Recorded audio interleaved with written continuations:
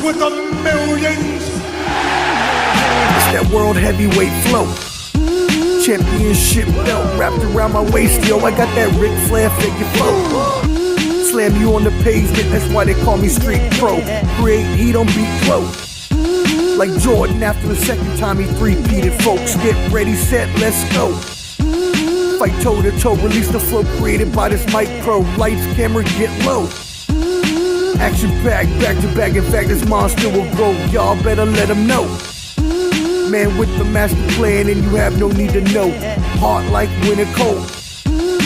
Bust these fools, anything less than killing whack rappers is a crime. I stay trying to get mine. Stacking value, packing venues, winning over time. Ain't no fine timeline. Open your eyes, you're looking for the best, and this is what you find. Game is only for the bold. You came prepared, now get ready for the show. Introducing from parts unknown, your UFC and combat sports insider, Clever D, the Combat G, and the sports professor.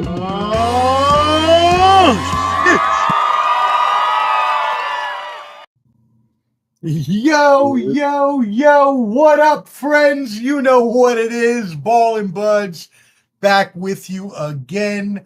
It is our Boxing Champs Fight News and Picks special, so you know we brought the whole crew with us, and we will see them in just a second. But first, my right-hand man, my brother from another, the UFC Boxing Combat Sports MMA Insider, Clubber D, the Combat J. Yerp. And I want to hear from all the people that didn't want to believe me when I said that Ilia Topuria was going to wipe Charles Oliveira ass across that cage. And he did in the first round. I predicted second, but happened in the first round, okay? And also there were a lot of you knocked out in the first round also. And that happened by RoboCop. But we in this, bitch.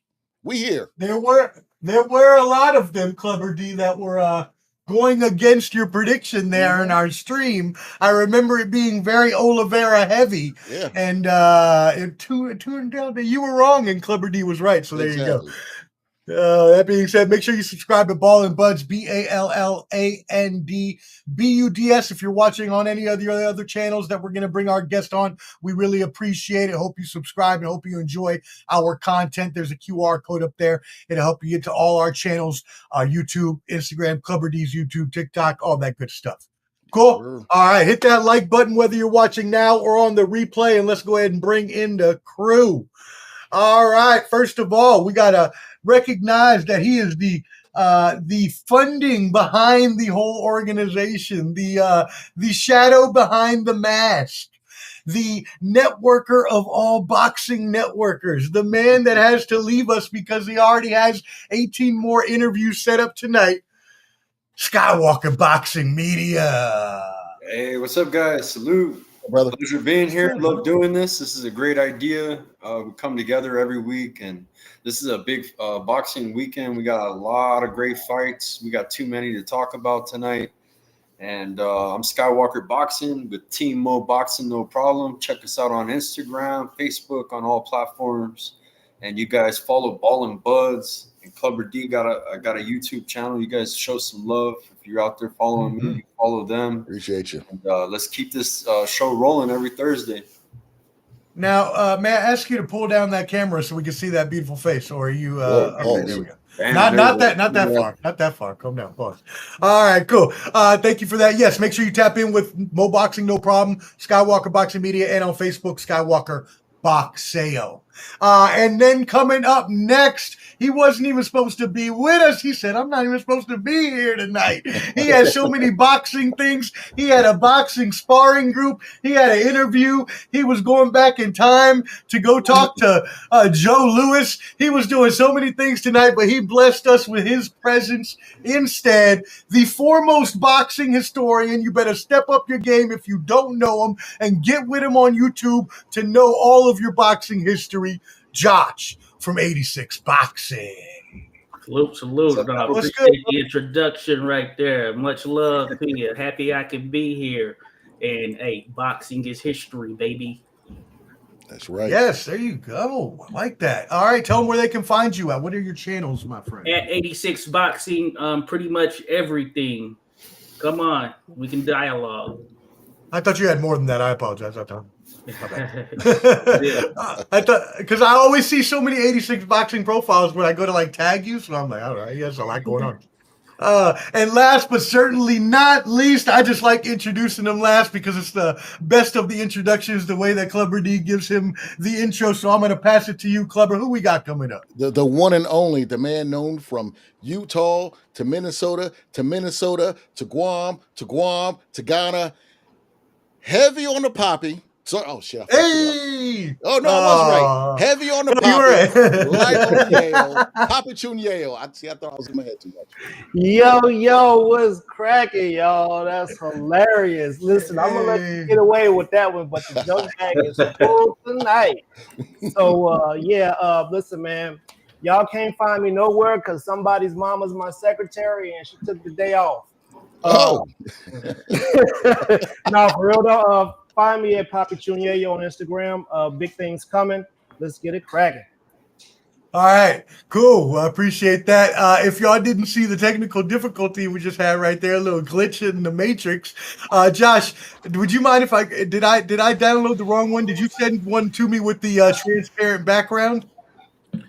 Yeah, it might not have been the right, or there might be something you have to do as far as some editing. Yeah, if you export it as a PNG instead of a JPEG, they'll have a button that says transparent background. You check that, and then that's how we can have the overlay on there. Oh yeah, gotcha. I did do. Oh yeah, I didn't do the transparent background, did I? Because right now it's like this. Boom. But that's all right. I appreciate your effort. It's like this right here. Look. It's a whiteout. Okay. I see what you're saying. Yeah. I'll have to make those adjustments here. We'll get it right good, here, man. I appreciate next time you. around. Hey, I really appreciate your effort, brother. Thank you so much. All right, cool.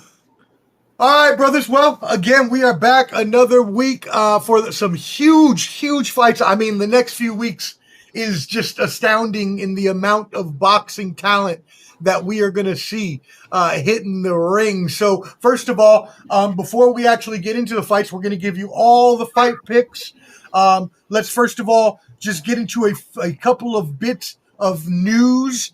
But yes, don't worry. We're going to talk everything. We're going to talk Katie Taylor Serrano and Amanda Serrano. We're going to talk Shakur Stevenson. We're going to talk Manny Pacquiao, Oleksandr Usyk. We're going to talk Bam Rodriguez. We're going to talk it all. Don't worry. But first, let's touch on some news here. So first of all, one of the fights that we were supposed to have coming up this weekend may be in jeopardy, Skywalker, you were telling us. Can you give us some updates on this fight that may be in jeopardy this weekend? It's a David Morrell and Katiev fight. Let me Katiev. Yeah, let me pull up an article. I wasn't ready for that, but let me Oh, okay. All right. Bad. No, you're good. Wait. I did No, but Rodolfo's asking. He brought it up, and something we brought up. If you pop dirty for PEDs, and the commission, I guess, was they hadn't made no move yet, or I guess the fight, from my understanding, is still going on. But I heard that the fight is in jeopardy because of this, and I guess they found an adverse finding. And let me see if I can find the article. Okay. Something like this. Here we go. I found the article right away. It's on Boxing Scene. The fate of Russian light heavyweight Imam Katiev ability to participate in Saturday night match versus Cuba's David Morrell is in limbo following a decision rendered by the International Testing Agency over an adverse PED test result. The result from April 9th, 2024, so this is last year, April, sample from Katiev was positive for clomiphene. The ITA reported in a Wednesday statement in which it declared Katiev is ineligible to compete effective June 25th until June 25th, 2027. So that's a 2-year suspension. Katiev 10-0, 9 KOs is due to fight Morrell 11-1 on the Turkey Al-Sheikh financed DAZN stream card from Louis Armstrong Tennis Stadium in New York Saturday. As of now, it's still going, but I don't know how it's all going to play out, said an official connected to the bout, who was unauthorized to speak publicly on the matter as the New York State Athletic Commission has yet to rule on the matter. In its statement, the ITA said clomiphene can be used by athletes to increase testosterone levels. Katya's promoter, Eye of the Tiger Promotions, responded to the finding with its own statement, contending the fighter was tested coming out of Ramadan fasting, describing the amount of the banned substance in Katya as minute, and the adverse finding was unexpected and deeply concerning to Imam, the promotion wrote. Imam categorically denies the intentional or knowingly ingestion of any banned substances and insists that the only possible explanation for this adverse analytical finding is food contamination, right? And yeah, but basically that's what everything that is. It's a long ass article. If you guys want to check it out, it's on Credits of Boxing Scene, and I'll drop a link in my chat, guys. I can't put it in here, but I'll drop it in there. I really appreciate that update, but 2 years that's a crazy long time. Anybody got thoughts on that?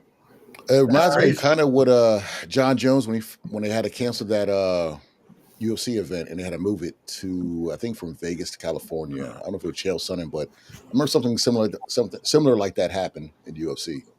Yeah, you know it. In soccer, Paul Pogba, he got a 2-year ban a few years back. He's back now, but for some kind of substance. He was with Man United at the time. And of course, we know Jarrell Big Baby Miller, at least on this end, he's been banned multiple times for some type of PED. I can't remember if he had a 2-year ban, but that tells you the seriousness of it for sure. His was like a diuretic, right? For one time.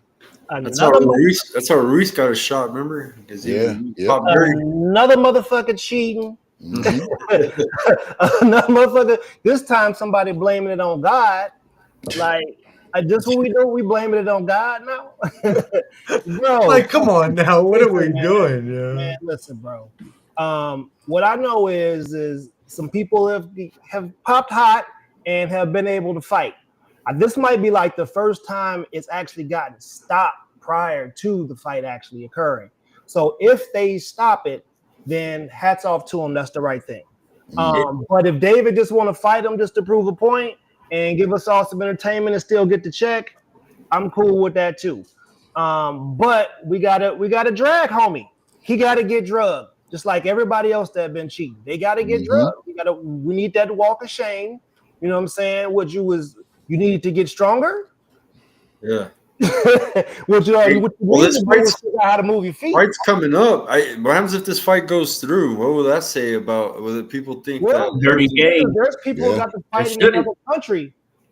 If you're that rule might be only to Russia, Europe, and I don't know, some other country, Australia or something. Like it may not be banned in America. It's possible that some things like that happens. Could be like Tyson Fury situation where he was banned in Europe for a minute. Conor Ben finally came back. Conor Ben, with the eggs. You know what I mean? So it really depends on how that commission, like you said, how that commission does it. It's always the food though, eggs, tea.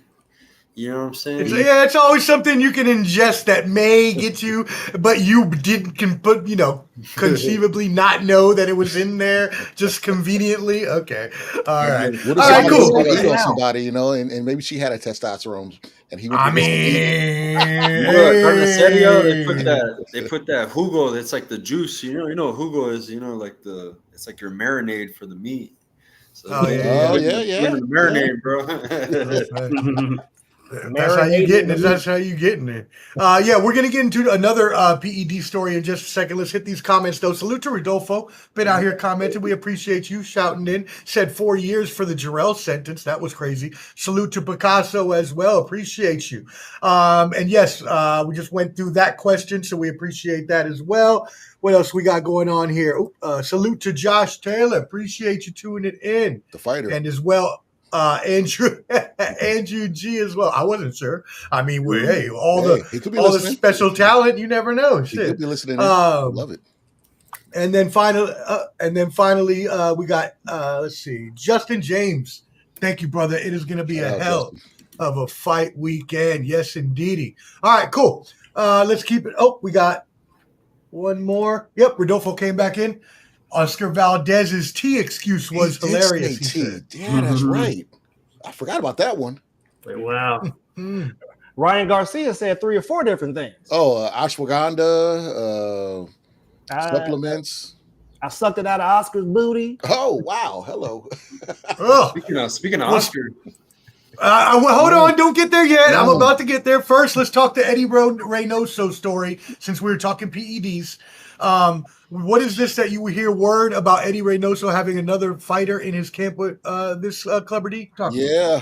What's the youngest name? He just won he just popped dirty too. Rodriguez, I believe, is his last name.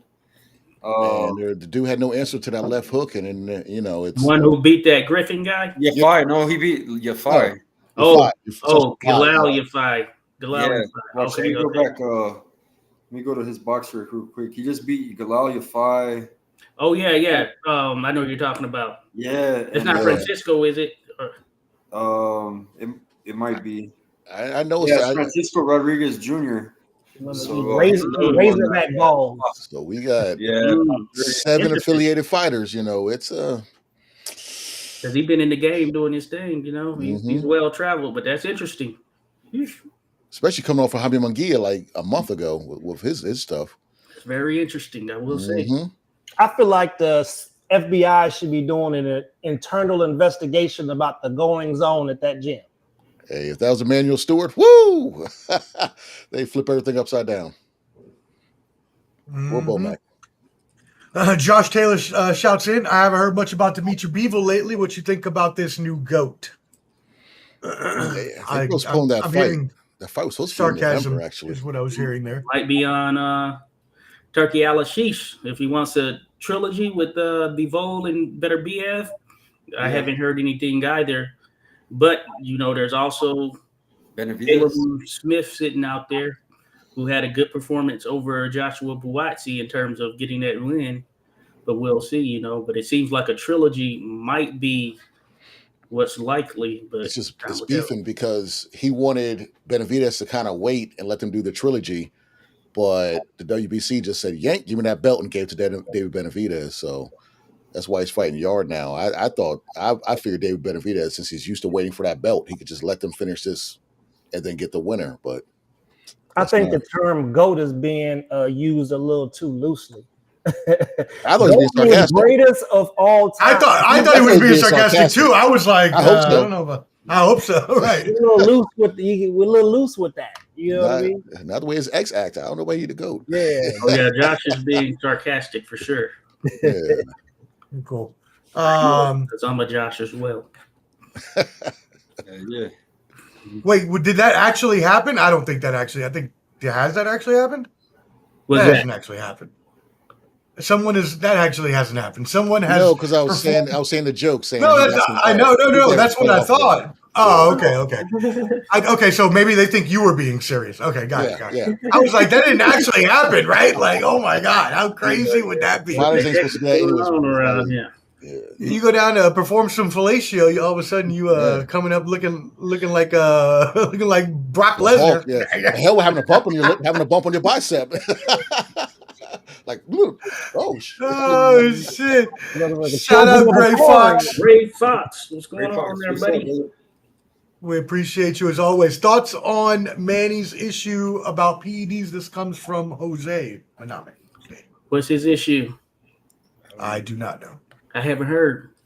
You got to clarify, sir. Thank you, Jose. Clarify for Floyd creating the. Are you talking about back then? Yeah. Well, he admitted to it, I believe, when he was running for senator. He came out the closet with a lot of stuff, But as far as, I think now he's an OG, man. I don't know. Did he? I hadn't heard. Damn. Don't tell me Manny Pacquiao got caught leaving out the back of Tyler Perry house, bro. I can't. No, he wasn't saying that. He talking about PED. This is like 3 years ago, 4 years ago, something came out. Oh, we better be sure of that. Here he goes, text messages. I don't know. Hey, he didn't pop on the test, so I don't know. We got two Rodriguez and Katiev right now, are two current ones right now. Mm-hmm. So let's get into one more story before we talk about the biggest news of the day, what happened at that press conference. What about this November 17th? We got a bunch of huge bouts that are possibly being signed. Tell us more about that, Liberty. Yeah, we got Benavidez defending his WBC. You can say internet champion or whatever, but he's going against Anthony Yard. That's gonna be a good one. It might be a good one. You got Haney versus Norman, which popped off today. It's gonna make that fight even way better. You got Abdullah Mason against Sam Noakes for the vacant WBO belt that Keyshawn lost because he couldn't make weight and refused to fight people outside the ring. But and then they already signed Bam Rodriguez against Fernando Martinez, which is kind of weird because Bam fights next week, but right, yeah. If they're confident of a win.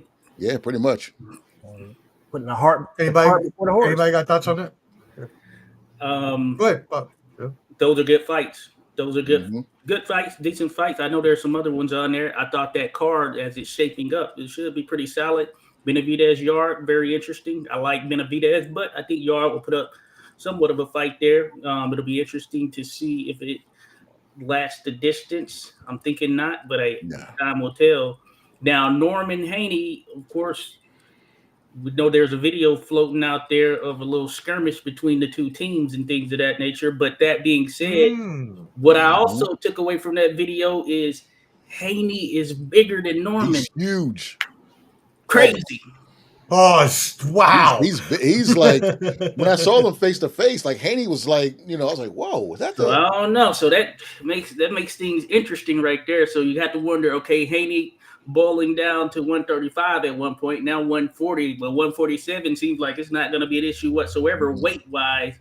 So it makes things interesting. I'm going to have to think about that one for sure. Yep, I mean, it seems like there's no federal agency. They ain't got enough employees to make sure people ain't cheating. You know what I'm saying? Like, what's going on here? All these people are just getting away with drugging, and it's just crazy, bro. I think that night's gonna be full of walk them down. It's gonna be a whole lot of walking him down. So it's going. I can't wait, bro. I love it.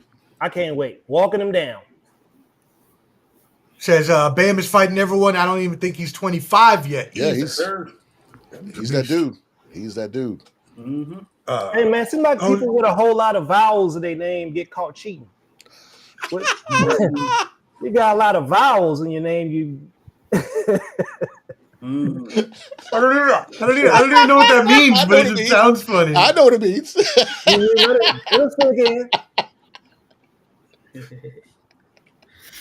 Well, I see what old Jose is mentioned there. I hadn't heard. A lot of vowels. Ain't a lot of vowels in that name. So Jose says Terrence on some podcast leaning on Manny taking PEDs, but didn't say it literally. 7 division world champion, right? 8 division. That's not. I mean, we'll probably never see that again. So Sam Langford did it back in the day.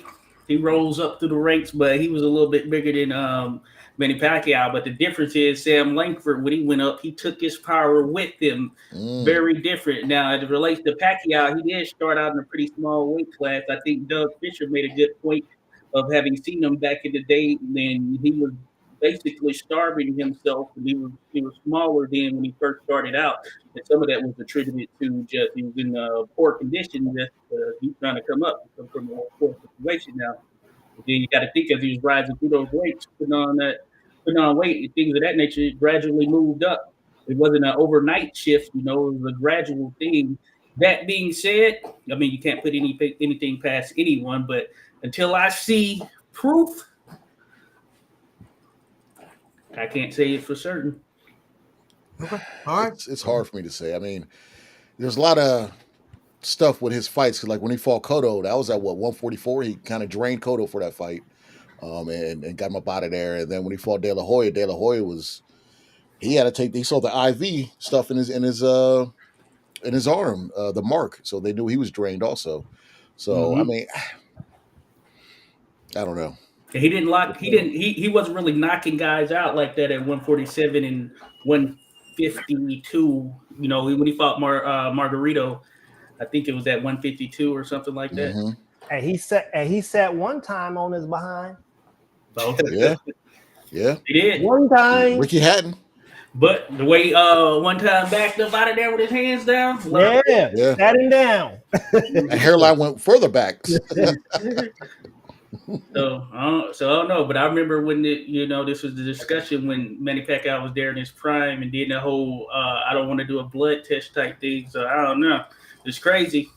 Mayweather changed the game with the whole Olympic testing and everything, because they weren't really testing like that until Mayweather and Pacquiao. So, and people need to pay more attention to Mayweather's A-side game. You don't let somebody go and put you as a champion as a disadvantage. Like, what you mean we shrink in the ring? Learn to cut it off. Hey, there you go. Before we move into the huge news from today, the press conference with promoter Oscar De La Hoya, let's give a shout out to promoter Jimmy Adams watching right now on Instagram. So shout out to Jimmy Adams, Country Box. Salute, sir. We appreciate you. He has an awesome event going on here in Nashville.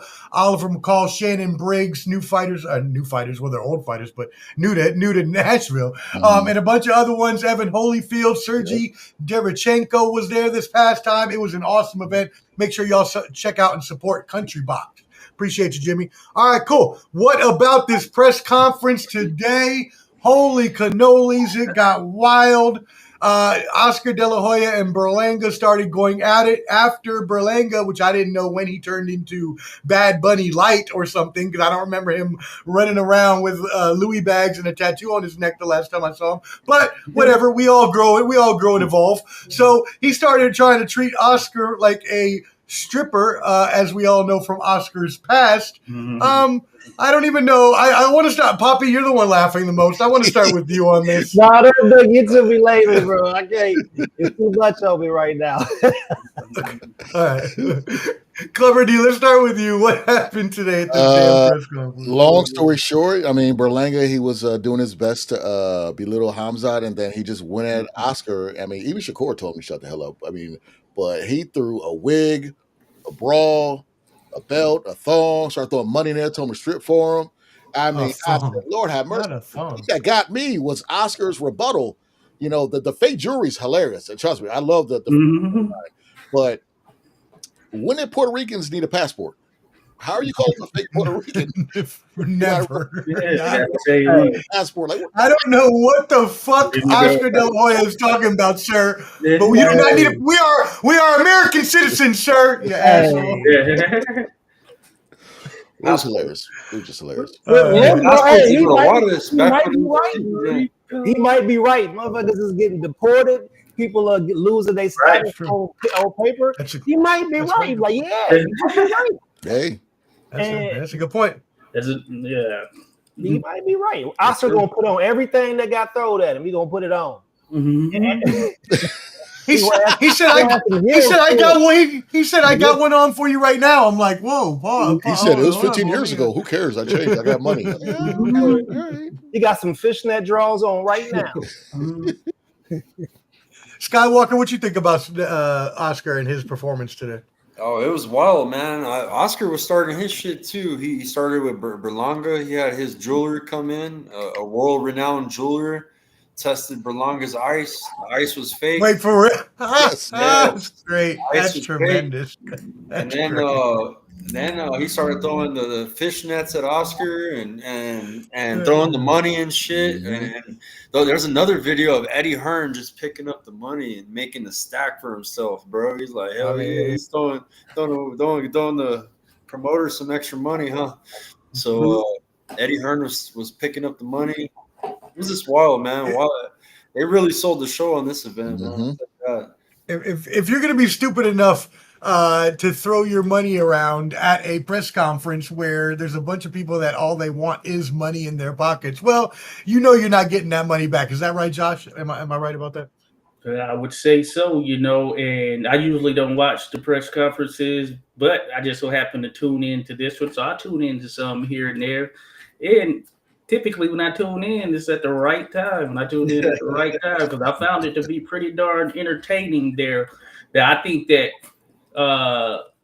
the term new money, that's Edgar Berlanga all day right there. That's Mr. New Money right there. You know, come iced out, all that good stuff and doing all that and everything. But I can say that he was doing some pretty funny stuff there. When Shiraz was trying to talk, he was playing this Jurassic Park theme music or whatever, just drowning him out. I'm just like, it's crazy. That was a wild press conference, I will say, just from all fronts there. So I was entertained, I will say. I was entertained, and it's going to pique my interest even more here as we get towards these fights. And I'm sure if we had Jimmy on the program, he would say, being a promoter is all about entertaining and putting on a show. That is the whole point of being the promoter. You want to put on the best show and the best entertainment that you possibly can. So there you go. And Picasso, thank you for shouting that out. As Rick James once said, cocaine is a hell of a drug. So, you know, we'll just leave it at that. Hey, they got to slow down on the fashion stuff, though. Like, ain't nobody trying to see no boxer in there with no furry Uggs on. Yeah. He's going too far. That's funny. Oh, man. All right. Any other comments on that crazy press conference today? All right. Hey, Oscar been trolling old boy. Oh, yeah. Rodolfo, I didn't know it was fake either. Oscar De La Hoya's social media to see that post, but he brought in a jeweler and everything. He made a reel That's a crazy. little while ago. Yeah. He made a whole reel about it? That's petty as shit. Okay. Hopefully a lot of cats be getting finessed at these jewelry stores from these I'll show you jewelers. Just go to Temu, get a chain. You know what I'm saying? Just go to Temu, get you a chain. Nobody care. Yeah. Oscar got some Temu meat stain jeggings. Oh, man. Oh, it's wowzers. Oh, man. Meat stained? Oh, I don't want to know. One of the largest diamond companies in the world, and I'm here to test your diamonds. I hope they're real. Hey, your jewelry is as fake as your wins. Check your jewelry. See if it's real. You must show. Is that real? Fake jewelry. Come on, man. You got fake jewelry. He let the dude check his jewelry too. That's crazy. I didn't know. I heard him at the press conference, but I didn't know he actually checked his actual jewelry. Diamond tester. That's wild. Jeez Louise. All right, Jose, what are your thoughts on Thurman versus Spence? They can fight now at 154 since Spence is inactive. And you know Thurman is fighting once a year. They have unfinished business. Anyone want to take this one? Is it 2017? Exactly. Like, this is the reason why PBC is where it's at, because they let Thurman not fight him. He said, I'm not going to fight him. And they could have had 3 fights and had, way many views and had a good trilogy or whatever. No one cares. This might as well be on USA. Anyone else? I gotta say that I had a presentation. I did it my job. That I was at the time. They had this little thing like share your passion. So I did a presentation on boxing. I was talking about officiating, then just boxing history, and then what's going on now. That had a little list there in terms of my pound for pound guys or whatnot. But basically, I thought in 2017, the number one welterweight was Keith Thurman.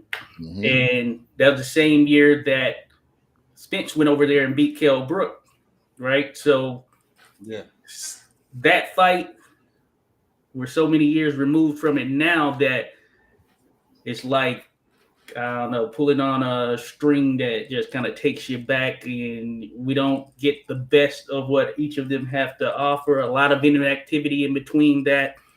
They're past, well, you could argue past their prime, you know what I'm saying? Age-wise, it seems that that's the case, but it just doesn't have that same little mustard or fervor that it had at that particular time.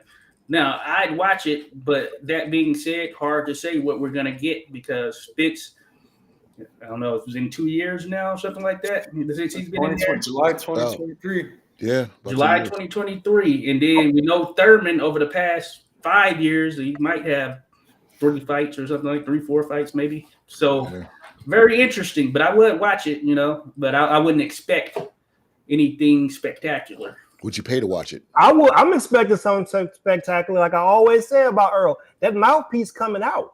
Matter of fact, we might have both of them mouthpiece come out at some First point. round. It's coming out. That mouthpiece, them teeth can't hold a mouthpiece in. They're not secured the right. Hey man. All right, cool. Word. Awesome. All right, well then, everybody, please make sure, again, you tap in with everybody on this panel. We are about to go into our fight predictions for the next 2 weeks. You're going to get 2 weeks of predictions on one show.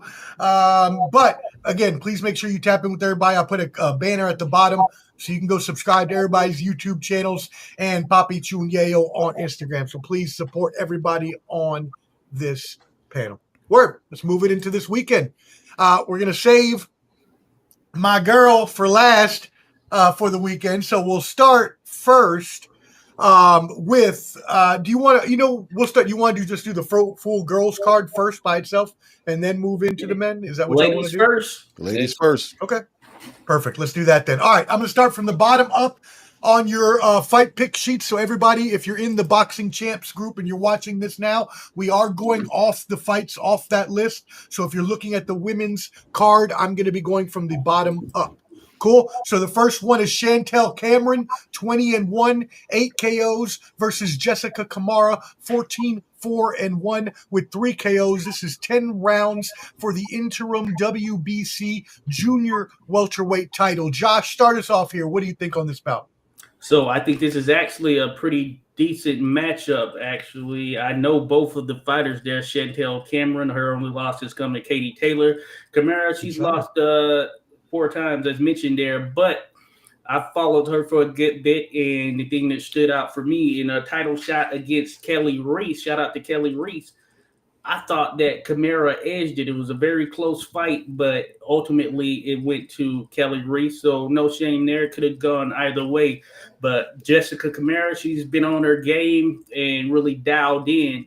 That being said, I think that Chantel Cameron, she has pretty good size there for the weight, and she was the first to beat Katie Taylor. She lost that second fight, of course, as we know, but that being said, I think she's still on top of her game. Likely she'll come through in this one. So I am picking Chantel Cameron via decision, but I expect Jessica Kamara to put up a good fight because she is solid and she does have some good competition on her resume, and she has fought for a world title. So expecting something good, but Chantel Cameron, I'm going with a unanimous decision. Cool. Yeah. Well, this is going to be my only fight that I pick a stoppage for during the girls' fights. So I'm taking Cameron by KO 9. All right. Cameron KO9. Skywalker, what you got on this fight? I'm going to go with Chantel Cameron by split decision in a close fight. I believe, she showed that she's been up there with Katie Taylor. So she's at that skill set. Even in the rematch, it was a close fight. That's true. Good point. Yeah, so you're talking about women greatness. Chantel Cameron's right at that level. So, yeah, split decision. Cool. Yeah, Chantel, I mean, when she beat Katie Taylor in Ireland, that was actually supposed to be Amanda Serrano, but it was supposed to be the rematch. But that's right. Yes, that's right. Mm-hmm. She shocked the world. But I got her in a split decision winning on Friday tomorrow. Okay. And I'm going to complete I was about to say something really pause-worthy. I'm going to complete the trifecta instead of something else I was about to say. I was about to say a five. Oh, whoa. Wait a second now. Pause on that. I'm going to complete the 5 picks here. I'm going with Cameron. Majority decision, as Josh said, and as Skywalker said, the way that she put up a fight against Katie Taylor was just enough to convince me that she should be able to take care of Kamara by majority decision. And she stopped Jessica McCaskill was really good and was on her, like, doing really good on the rise, and she kind of put a halt to that. You know what I mean? So, stylistically, I would say McCaskill, she had a very raw style that wasn't necessarily the skill set in that way from a technical standpoint, but she threw a lot of punches, come forward, charge in there. Kamara, she could actually box. She has a good skill set and technique on her side, but still same things apply though. Yeah. Okay, cool. Awesome. Next fight up, Chernika Johnson, 17-2, 7 KOs versus Sharetta Metcalf, 14-4-1 with 2 KOs. This is 10 rounds as well for all the gold, the IBF, the WBA, the WBC, and the WBO bantamweight titles. So we'll swing it back around the horn. Clubber D, we'll start with you. Who you got in this one? I'm going with Metcalf by split decision. Okay. So Skywalker? No insight. It's okay. It doesn't have to be for Elvin. There's a lot of fights. There's a lot of fights. I got a question for everybody. Has chicken ever been stopped before? No. I can look it up. Of course. Yeah, she's been stopped before. She has? Do you know? I don't. Let me look. I definitely recall looking at the record. She's been stopped. Oh, yeah? Yeah. Yeah, because Sugar Neeks is a come forward, aggressive. She's an aggressive fighter, and she's pretty tough. I've seen her fight through a nasty ass cut, but I've also seen her get beat by an older lady too. You know what I'm saying? Older lady. Sounds funny. Well, yes, she lost to lost to that cougar. She lost to Ebony Bridges. Or with them grits no, on them. Shannon no. She lost to Shannon O'Connor. Shotgun. Shanae O'Connor? No, she lost. O'Connor. It's an old lady. Back in 2021. Rest in peace. Thank you. Rest in peace. She is. No, Shannon O'Connor. She's the. Yeah. I can't find if she's been stopped or not. No, I apologize. I don't think she's been stopped. Sharetta Metcalf. No, I don't think Shannon's like 40 or something. She has lost. All right.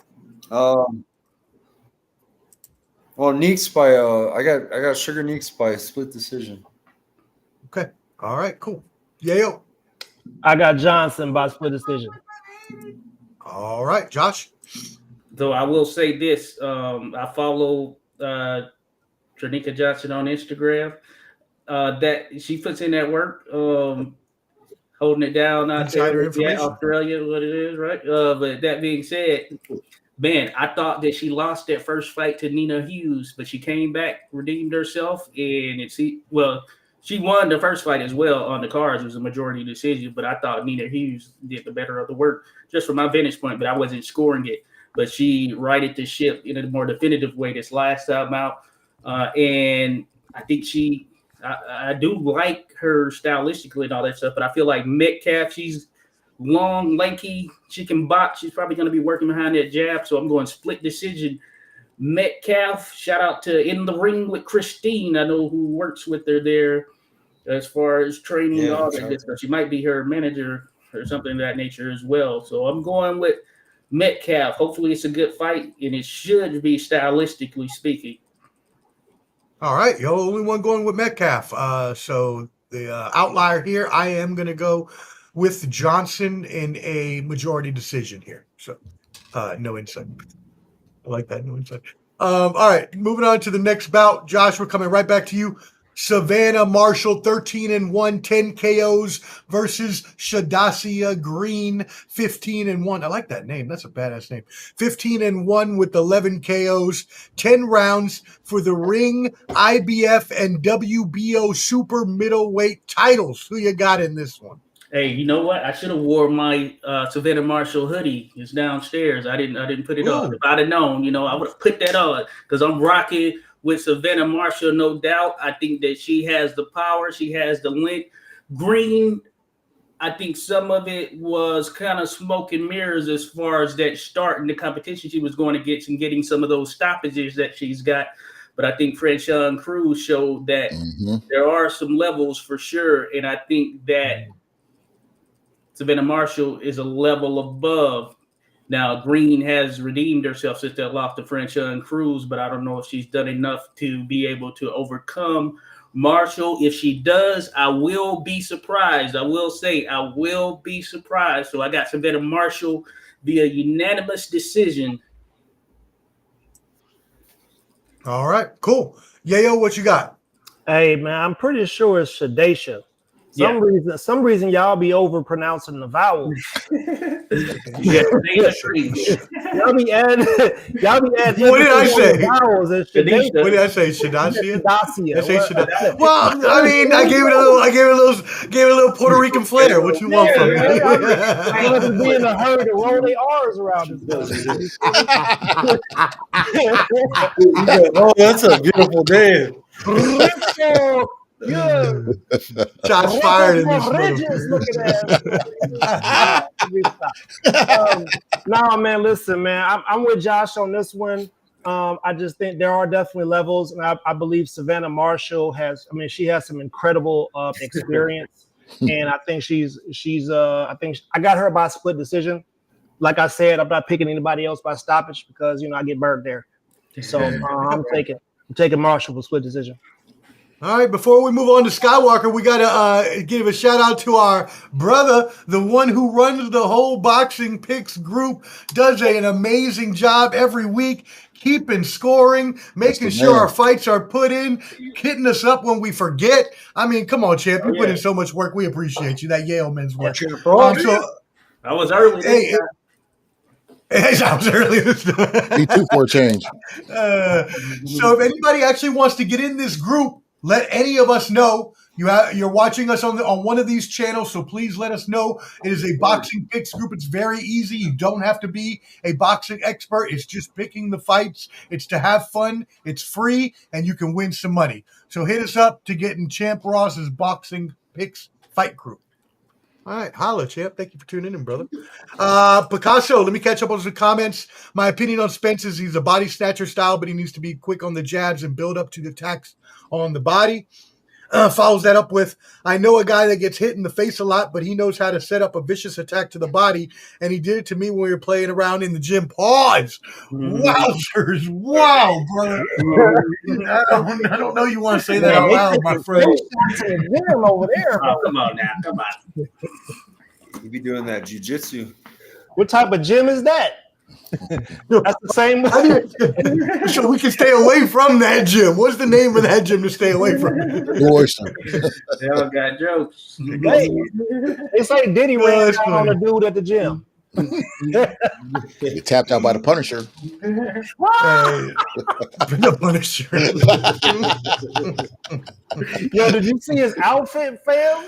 It looked like he was wearing that joint that the dude Machine wore on the movie 8mm. Bro, I didn't see any of the videos. I haven't seen any of the videos. They really be doing that. Wow. I'm gonna have to go now and watch the videos. Now, I damn it. Wow. I have to watch the videos. Yeah, please post the link, champ. We appreciate it, so everybody can join that if they want to. All right, cool. I don't know what. Okay, I mean, we're just messing around with you, anyways, Picasso. It's okay. No, it was just the way you may just want to word things a little differently, And if y'all want, check the link. It's in the chat there on YouTube. I'm not sure which one champ is watching on. I'm assuming Skywalker. So, all right, cool. All right, because keep it moving. Skywalker, what is your prediction on Shadasia? Right? Isn't that what it is? All right. I still think it's a badass name, whether you pronounce it that way or the other way. Shadasia Green versus Savannah Marshall. What you got? I agree with Josh. Shadasia Green's got a lot of power, but I think she lacks in the skill department a little bit. Cruz DAZN kind of exposed that. I think that Savannah Marshall, with her amateur pedigree and her experience, her resume, I think she's going to get the job done. I'm going to go Marshall decision. Nice. Okay. All right, Cleverty. Well, Savannah Marshall and Carissa Shields probably put on one of the best fights that year when they fought. Oh, yeah, certainly. When they sold out that arena overseas. She's a great fighter. And like you said, Josh and Poppy and Skywalker, she's better on just about almost every level. I think she'll be able to neutralize the power of Shadesha. However, in our group chat, I'm going with the upset. Shadesha by split decision. Ooh, Go knockout. okay, well there you go. I think she's gonna knock it down to the point. It's, if I went Shadesha, it would be by KO because she got that power, bro. She got that power, but I think that power might be a little bit overrated because Savannah Marshall, she can get stoppages as well. If you look at her record and the amount of stoppages she has, and she has an awkward style. She trained with Huey Fury, I know, but maybe John Fury, maybe there's some involvement there. And she knows how to use that jab, and she'll have that shoulder there, throw that jab. She's longer than her too, so she got that gypsy style. Oh yeah, heavy on the egg weights. And she just like in general, as you mentioned when you were talking at the beginning, Josh, she's just very stocky as well. Marshall is. So Andrew G says easy work.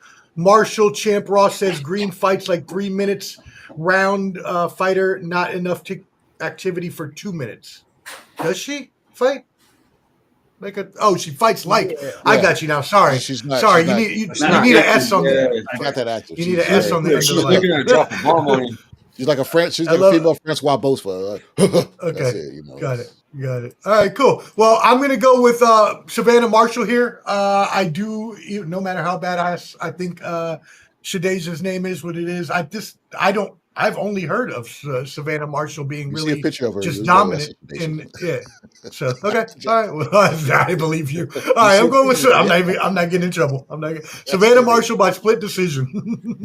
Let's keep it moving. All right, Ellie Scottney versus Yamalith Mercado. Ellie Scottney is undefeated, 10-0, 0 KOs. Mercado 24-3 with 5 KOs. Coming to you. This is 10 rounds for the Ring, IBF, WBC, and WBO. Jeez Louise. All these belts are on the line on this card. Junior featherweight titles. Go ahead. I don't see that on the list. Oh yeah, I got Scottney by majority decision. All right, cool. Skywalker. Ellie Scottney by decision. All right. Yayo. Scottney majority decision. All right. Josh, I hope you give me some analysis because one of y'all recommended this fight, and I'm gonna look real stupid. Yeah, I did. Now, Mikado is very solid. I'm trying to remember if she's the one who beat Ramallah Ali last time she was out. I believe that might have been the case. But that being said, Ellie Scottney, she doesn't have power. I believe she doesn't have any knockouts in her victories, but she is a world champion. Now, she can box fairly well, so she has a good bit of everything except for that pop, that punch, I think Mercado will put up a fight, but I do think that Scottney will ultimately win the decision as well. And I would think it's probably going to be more on the unanimous side. Mm-hmm. Yeah, 10-0, like you said, Josh, with no KOs. What that tells me, if I'm just not even if I didn't know boxing, just looking at the record, that tells me she's an excellent fighter at staying away from getting hit and knowing how to box and score points in order to get the decision every time out, because she's probably a little lightweight on the actual power. Now, I don't know that to be the case, but she has 0 KOs in 10 wins, so I'm just putting logic together. Okay, cool. Thank you for that. We're going to come right back to you, Josh, on this one.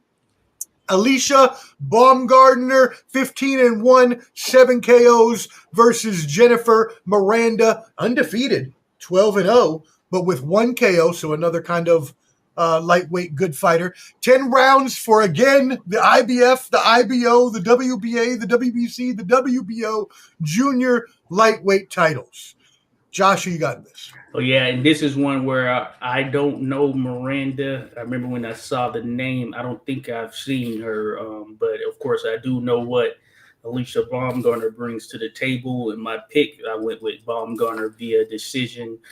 I'll go split decision, but that being said, Alicia, we know that she can get it done and stop things early, given the right situation. But it'll be interesting to see what Miranda brings to the table. But I got Baumgardner split decision. All right. Yayo. Yeah, man. I feel like I ain't never been the same since I heard that shit that AV said about that whole situation. Oh, I forgot about that. But I think it's a little bit too soon for her to be going there and getting knockouts, after the situations and stuff like that. So I feel like she's just going to go in there and just to get some work. I would probably take her by. I mean, if it was real world, I'd say unanimous decision. But for the boxing league, I'm taking her by split decision. All right. Yes, because in the boxing league, which I found out after weeks of just doing unanimous decision, he's like, Champ was like, yeah, you can, just majority. I was like, yeah, but then why wouldn't you have another one, extra bonus for unanimous in case it wasn't? I don't know. It was funny. It's more common. All right. It's more common. All right. This card might be 4 to 5 hours. If it all goes to decisions, y'all be ready to see some cheeks. See some cheeks and get some cheeks. I mean, maybe you want to invite some cheeks over and tell her, hey, let's watch some women's boxing. Maybe she'll like you more for that. That's like an aphrodisiac. Picasso says Alicia popped before. Andrew G says snack. I don't know if you're referring to some one of the ladies on this card or snack. It's Haney and Crawford and all them. Victor Conti. I'm just messing around. I thought he was okay. Rodolfo says, are any of the women's fights going to be 3 minutes? Does anyone know? No. 3 minute rounds? Nope. Okay. And also, Rodolfo says, Katie wouldn't agree to that. Yeah. Okay. Yeah. I think we talked about that before last time, and they didn't agree to it. That. I mean, this is crazy, although so far, looking at all these fights we talked about, the main fight, all of the fights below it, they are all going with at least 3 belts each for the top 5 fights. Yeah. And the top 2 have 5 belts each. So you're looking at almost 20 plus belts being defended on this card. That's crazy. Agreed. All right, Skywalker. And what I do want to just say, I think it's a shame that it took Jake Paul to make something like this happen. Now, I will say that I did see a good while back. I can't remember if this was 2 years ago or what, but Lou DiBella, he was talking about doing a women's tournament, and he said he just needed, I believe, $1 million, $1 billion or $2 million, something of that to him. But that being said, it's a shame that we couldn't have gotten here with a promoter who is even more seasoned in the game. But respect to Jake Paul for coming in, finding where there's a gap, and doing what he's done. Well, Jose with an apropos question. Oh, sorry. Yeah, Jose with an apropos question here. And I don't know if he means in an actual fight, but in terms of actual, as a promoter, we all know Bob Arum is a legendary promoter, right? We all know he's one of the best ever.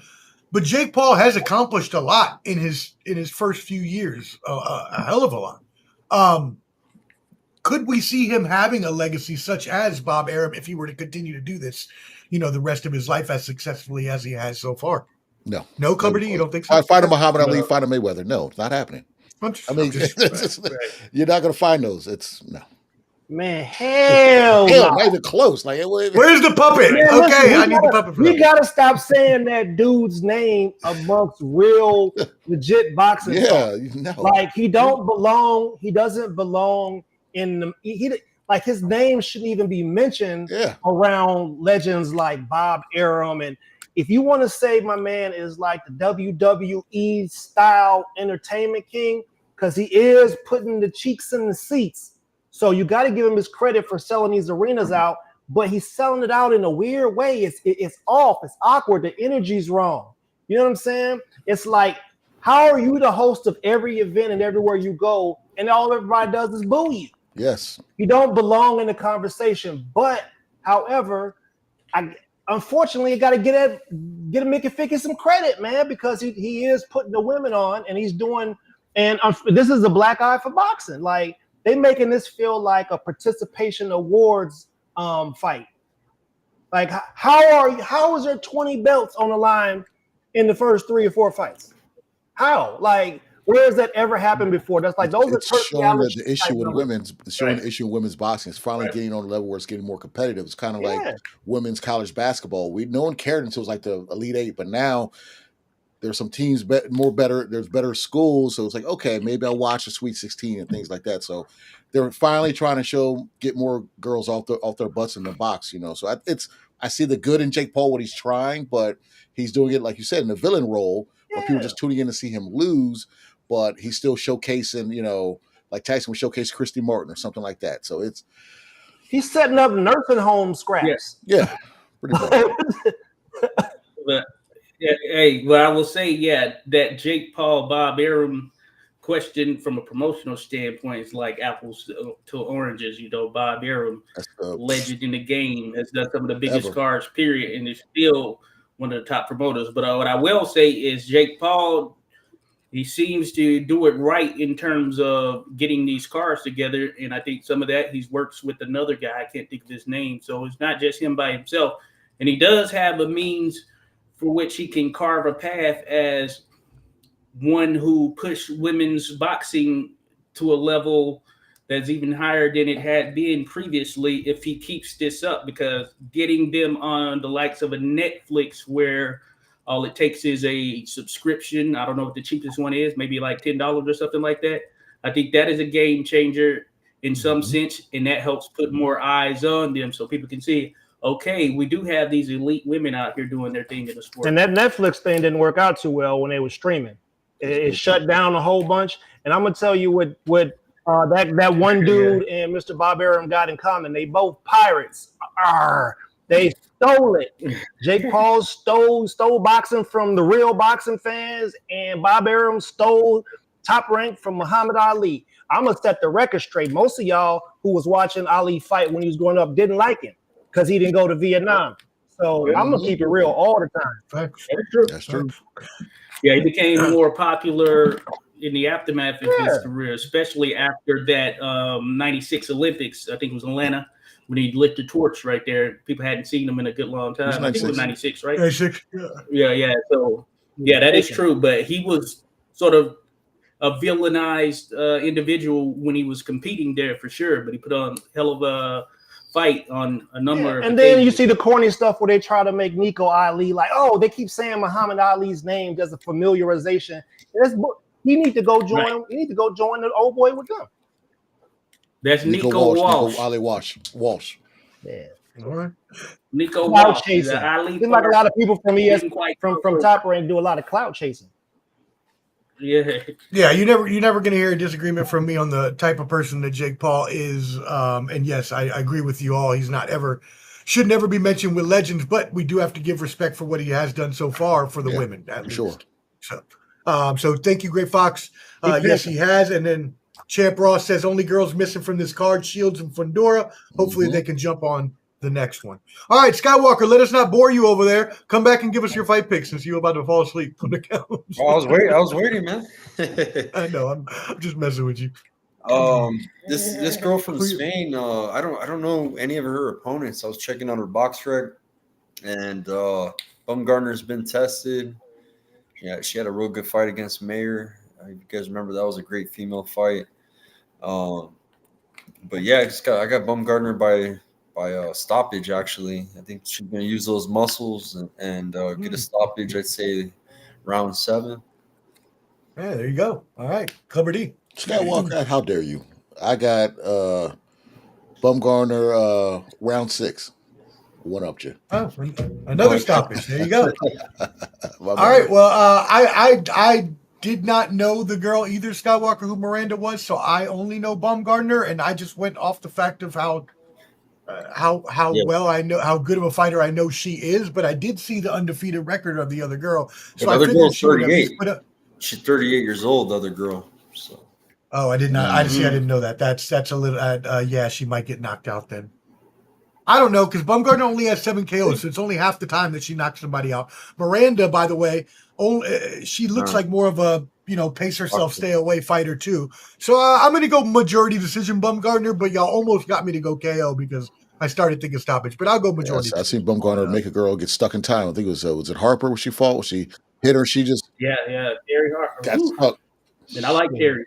Homie got he got the Bumgarner dancing videos on loop.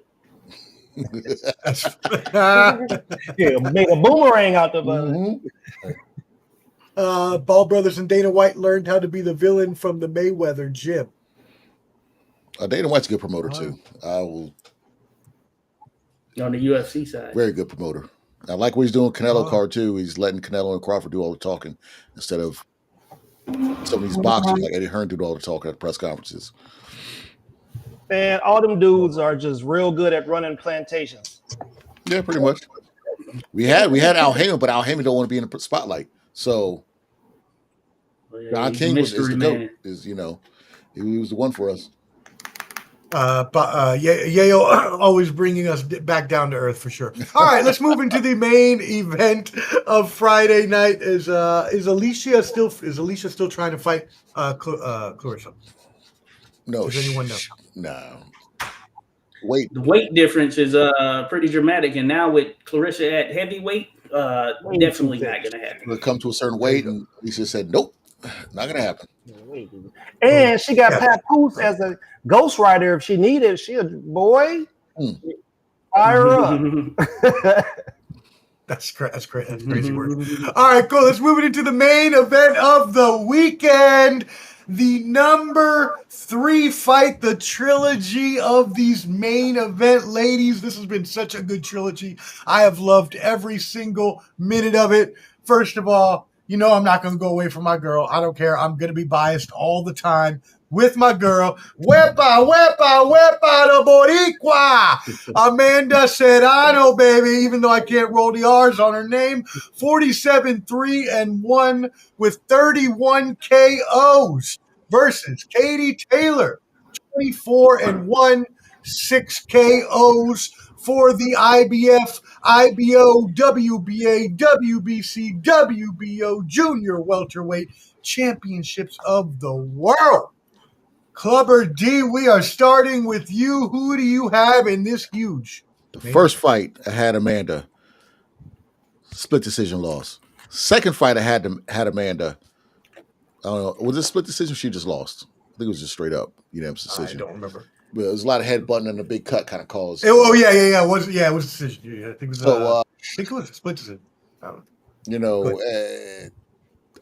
gonna stick with my guns on this one.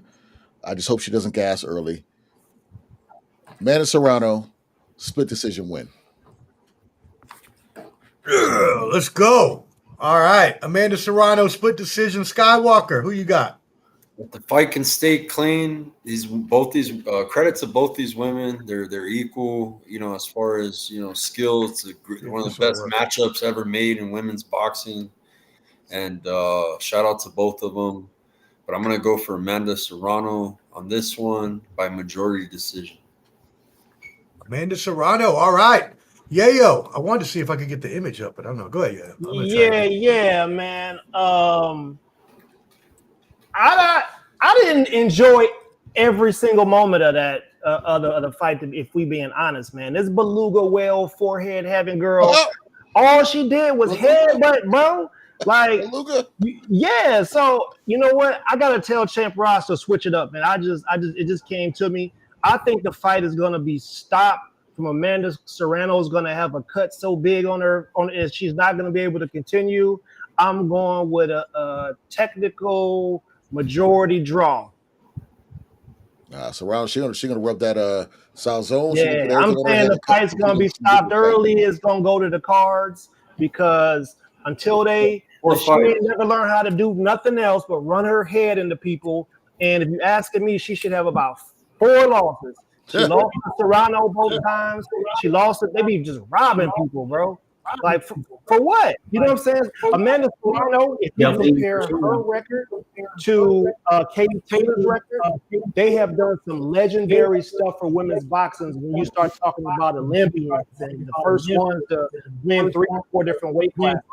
So I just feel like Serrano's legacy has been tainted because of the fights with beluga whale forehead having ass girl, Katie Taylor, and I think it's going to get stopped early and be a draw. Okay, is it me or is there an echo? Get a little feedback. Yeah, you're getting some feedback there, bro. It was like a second you talking. Okay, it might be. Yeah, check your mic. Beluga whale got you.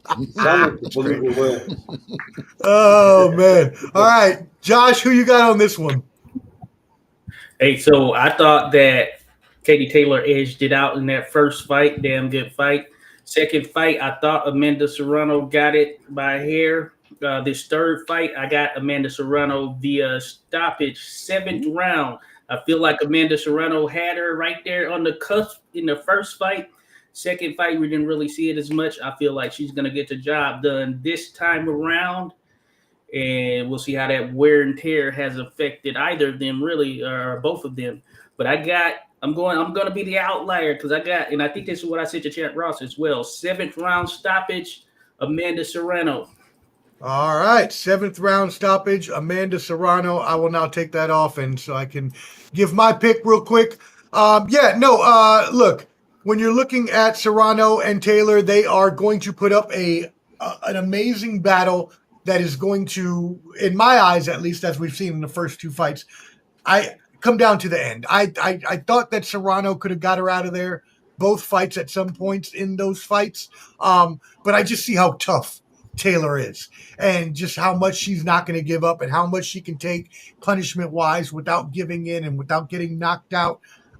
So as much as I love my girl Amanda and as much as I am going to still pick her to win, no doubt about it. Don't think I'm picking Taylor because I'm not. Don't get it twisted. But I'm going with Serrano by split decision. I think it will come down to the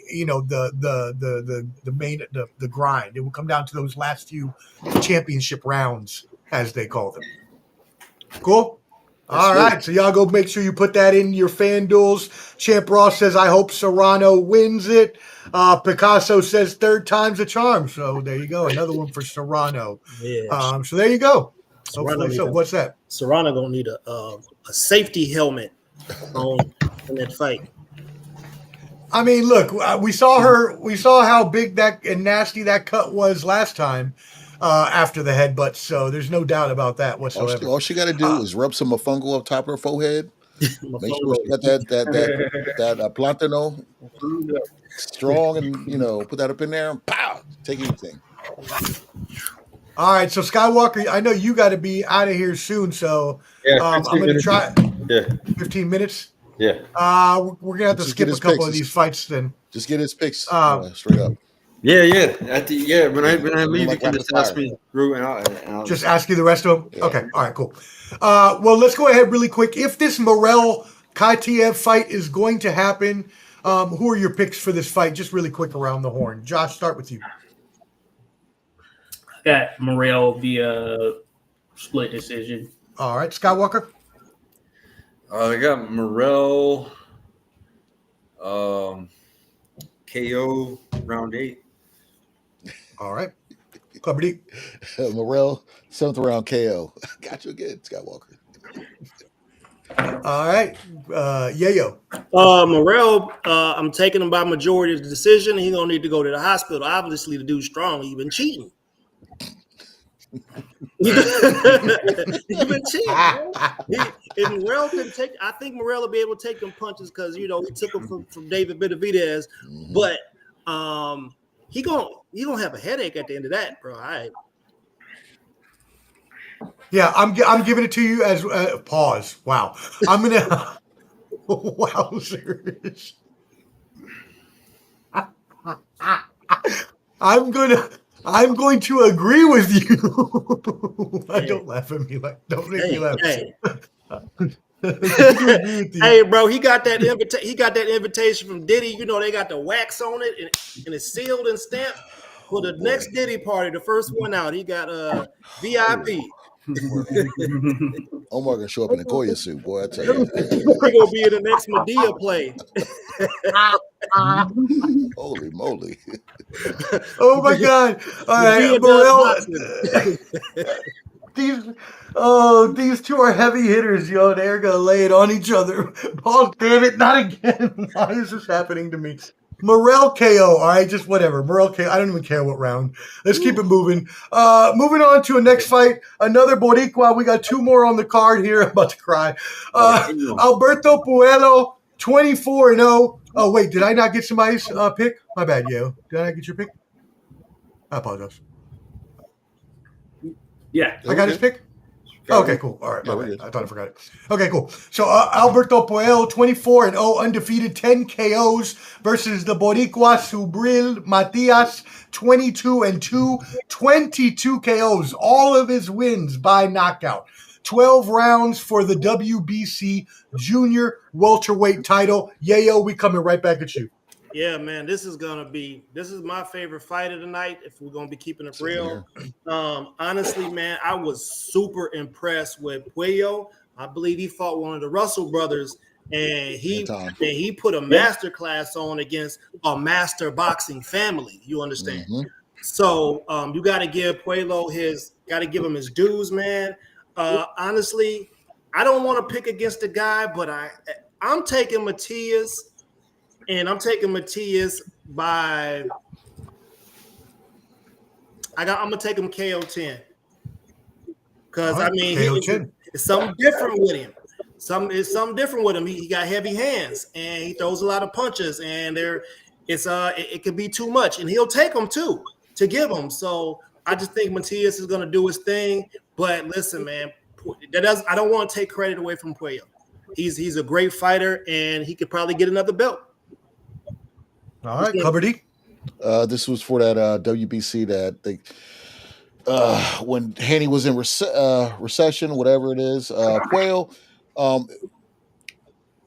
you know, he's an ex pet offender. He did beat Gary Anton.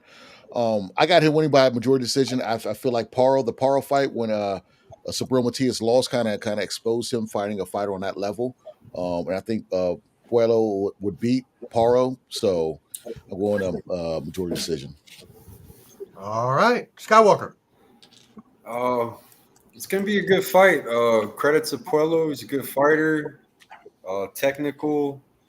Subriel just does damage, man. Like his volume. He likes to break down fighters. Goes to the body a lot. I'm gonna go Matias KO 6. I just think it's the return. He's got that momentum. Ever since he lost to Liam Paro, he just had a recent fight. And he got a stoppage in that fight. So I think he's going to continue his boogeyman. He's the Cocoy, you know. He's the boogeyman of Puerto Rico. So not to be confused with the coqui. The country's main animal, the frog. He's a chupacabra. Boogeyman. Hey, Josh, and some coquito, the main drink of the island. You guys seen that video? But I mean, he really, literally has, he has a body on his record, man. I was at that fight. It was at National Harbor. Yeah. I was out there too. Yeah, I didn't see you, Clover D. You should have hit me up. I was there for Lomachenko too, and Darrell. I was out there for that one. Hey, look, no, we got to keep it real though. He's a black Puerto Rican, ain't he? Mm-hmm. Yeah, I mean, He a black Puerto Rican. Hey, I'm gonna tell you, I'm gonna keep it real every time. He's a black Puerto Rican. That's why he ain't get the same love as all the other ones got. Like Tego Cabrera. He didn't get that tour like Berlanga got after he lost to Canelo. He didn't get that tour in Puerto Rico like Berlanga. Afro Latino. Like Trinidad. Guess depends who you grew up with. Josh, who you got in that fight? Because I grew up with three of the darker ones, and I was the one that was singled out all the time. Yeah. Josh, what you got? Hey, I got. Well, I think it's an interesting fight on paper. I do think it's a very interesting fight. But I do think that Pacquiao can account for himself enough defensively to pull off a decision. I'm going to go split decision. Wow. Pacquiao. All right, split decision Pacquiao. I'm not going to go against my Puerto Rican brother. He has obviously lost twice, but as was mentioned, 22 fight wins, 22 KOs. If you're going to stand in there and tell me that you're going to take that kind of heavy punching all fight long and not want to just give up, I just don't believe you. I'm sorry. So I got KO 7 for Matias. Yeah, you can stay out of the way long enough, but if you get caught, you're still going to be hurting. Now, Matias versus Gary Antoine Russell. They're not moving. Stylistically, Pacquiao fought Russell and will stand everything and win that fight. So that's why I'm leaning towards him. They could run it back. All right. Yeah, I would love it. I would love run it back. Unified. Yeah. All right. Well, let's move it into the co-main event on this card. Josh, we're coming right back at you. Another Boricua here, Edgar Berlanga, the aforementioned. We talked about the press conference. Is that the main event? Oh, Stevenson is the. Yeah. Oh wow. Okay. Well, we're coming still. Okay, well, never mind. He's half, Let me, he's half Puerto Rican. Shakur. He's half black, half Puerto Is Rican. he? Yeah. Okay, well, there you go. He's the Afro Latino. We'll start with that one then. Let's go with Stevenson then. Josh, Shakur Stevenson is 23-0 with 11 KOs, fighting William Zepeda, 33-0, both undefeated fighters here. 27 KOs for Zepeda, 12 rounds for the WBC lightweight title. Who you got, Josh? They're about to put respect on the name of Shakur Stevenson. I forget what I get to sent to Champ Ross, but I believe it was 8th round stoppage. He's getting it done. No more of this talk. Shakur is getting it done just to shut people up. And even if the ring is small, he's still a defensive enough fighter that if he wanted to sit in there and play around with him, he could. So I got Shakur. 8th round stoppage. It's over. And just because I have the same exact pick as you and I have nothing to add, I am going with that as well. TKO 8 for Shakur. Skywalker, what you got?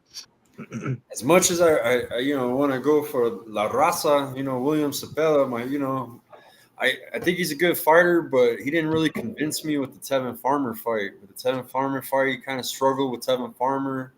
Tevin Farmer, credit to him, he's a veteran, but he's a lot older. You would expect, the kind of performance that like Kid Austin recently just had with Tevin Farmer, got him out of there in 1 round. Dojo. If Zepeda would have just ran through Tevin Farmer and then maybe beat someone else, and then he's fighting Shakur, I'd be going for Zepeda. I'd be like, man, I think he can do it. Based off of Shakur's last performances, which were a lot of people thought were boring. He was running. I've seen Shakur whoop ass. I've seen him even with Oscar Valdez. That was a good ass fight. He didn't get the stoppage, but he ended up dropping Valdez and messing him up. And he was real aggressive. I kind of feel like that's going to happen in this fight because stylistically, El Camarón is going to come forward and want to fight in the pocket.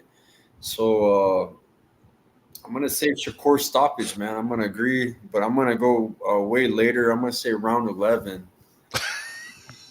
Yeah, I think he could take it, bro. Most Mexicans are tough, man. That is funny. Take a lot to knock out a Mexican, I'll tell you that. TKO 11. All right, let's go, Clubby. What you got? Did it again, Skywalker. I put it like this. They try to test Zepeda with Farmer to see if he can fight somebody similar to Shakur for that lateral movement. And he looked I wasn't a fan of the way he looked. I thought he lost the first fight. But and I see why they didn't want to fight Shakur until now. But I had Shakur round 10 stoppage. One before you again. 1 round, yeah. See, it's the 3rd fight in a row. There you go. Poppy, what you got? It's a setup. Y'all don't see it? It's a setup, bro. It is a setup. For those of you who don't know, the smallest ring that professional fighters could fight in is 16 by 16. Mm-hmm. I call them the Telemundo rings. We seen Foster go and fight in the Telemundo ring, and they almost got him. He had a last second stoppage, and he was able to escape out of the dungeon with his belt. They didn't set this boy up. My man's gonna throw 100 punches around if he can catch him. But ultimately, I just think Shakur has better feet. He definitely has better class, but I'm only taking him by majority decision because I think they're setting him up to fail. So they're giving everybody else all the advantages. Like, whenever you ever seen that? Like, oh, this dude got a 45-inch vertical, so we're gonna lower the rim to 8 feet, right? Like, that's what they're doing. So it's bogus, and I'm taking Shakur by majority decision. All right, Shakur by majority decision. Yeah, they actually there was a picture posted in the group the other day about the shrinking ring idea that was apparently proposed. Oh, yeah. That's crazy. I mean, first of all, how much money would you have to put into a ring to be able to do that? Because the hydraulics would have to move in, and you'd have to do all that. Bro, did you forget about the first Turkey show? Didn't they have a ring? A ring came up out the ground, bro. They built the whole city in 6 months. Yeah, elephants and shit. Them Africans built that whole city in 6 months. Just like the World Cup going to Qatar, same thing. Let that sink in. They could. I don't think that's shrinking ring. That's just a gimmick. They couldn't. That's so. The ring came up out there. You see that 3D show they put on? They not playing. That was Ngannou Fury, right? They ain't playing. Well, hey, what I will say real yeah, quick is that some of the larger gyms, they usually have one of the larger rings, maybe a 20 by 20. And some will have a smaller ring, some even smaller than 16 by 16, if depending on the size of the overall gym. So I think that Shakur will be prepared either way. But that being said, yeah, it could make a difference, that ring size, in terms of helping Zepeda get to him a little bit quicker or not having to cover as much distance. But an elite defensive fighter, I think, is still going to be all right. Yeah, we seen Pitbull get touched up in a small ring, and he was doing what he do. It's true. Right. Seen him get touched up real good. Well, Skywalker, we know you got to get out of here, so I'm going to put you last on this one because we're going to get your prediction on this and then all your other predictions to get you out of here. So we're going to start with you first, Yayo, on this one. The main event, which I didn't know. If I looked at those records, Stevenson and Zepeda, I'm thinking that's the main event. You got two undefeated fighters that are both well-named fighters. I just assumed that was the main event. So apparently this is, which I'm not mad. He's Puerto Rican, so I can't be mad at that.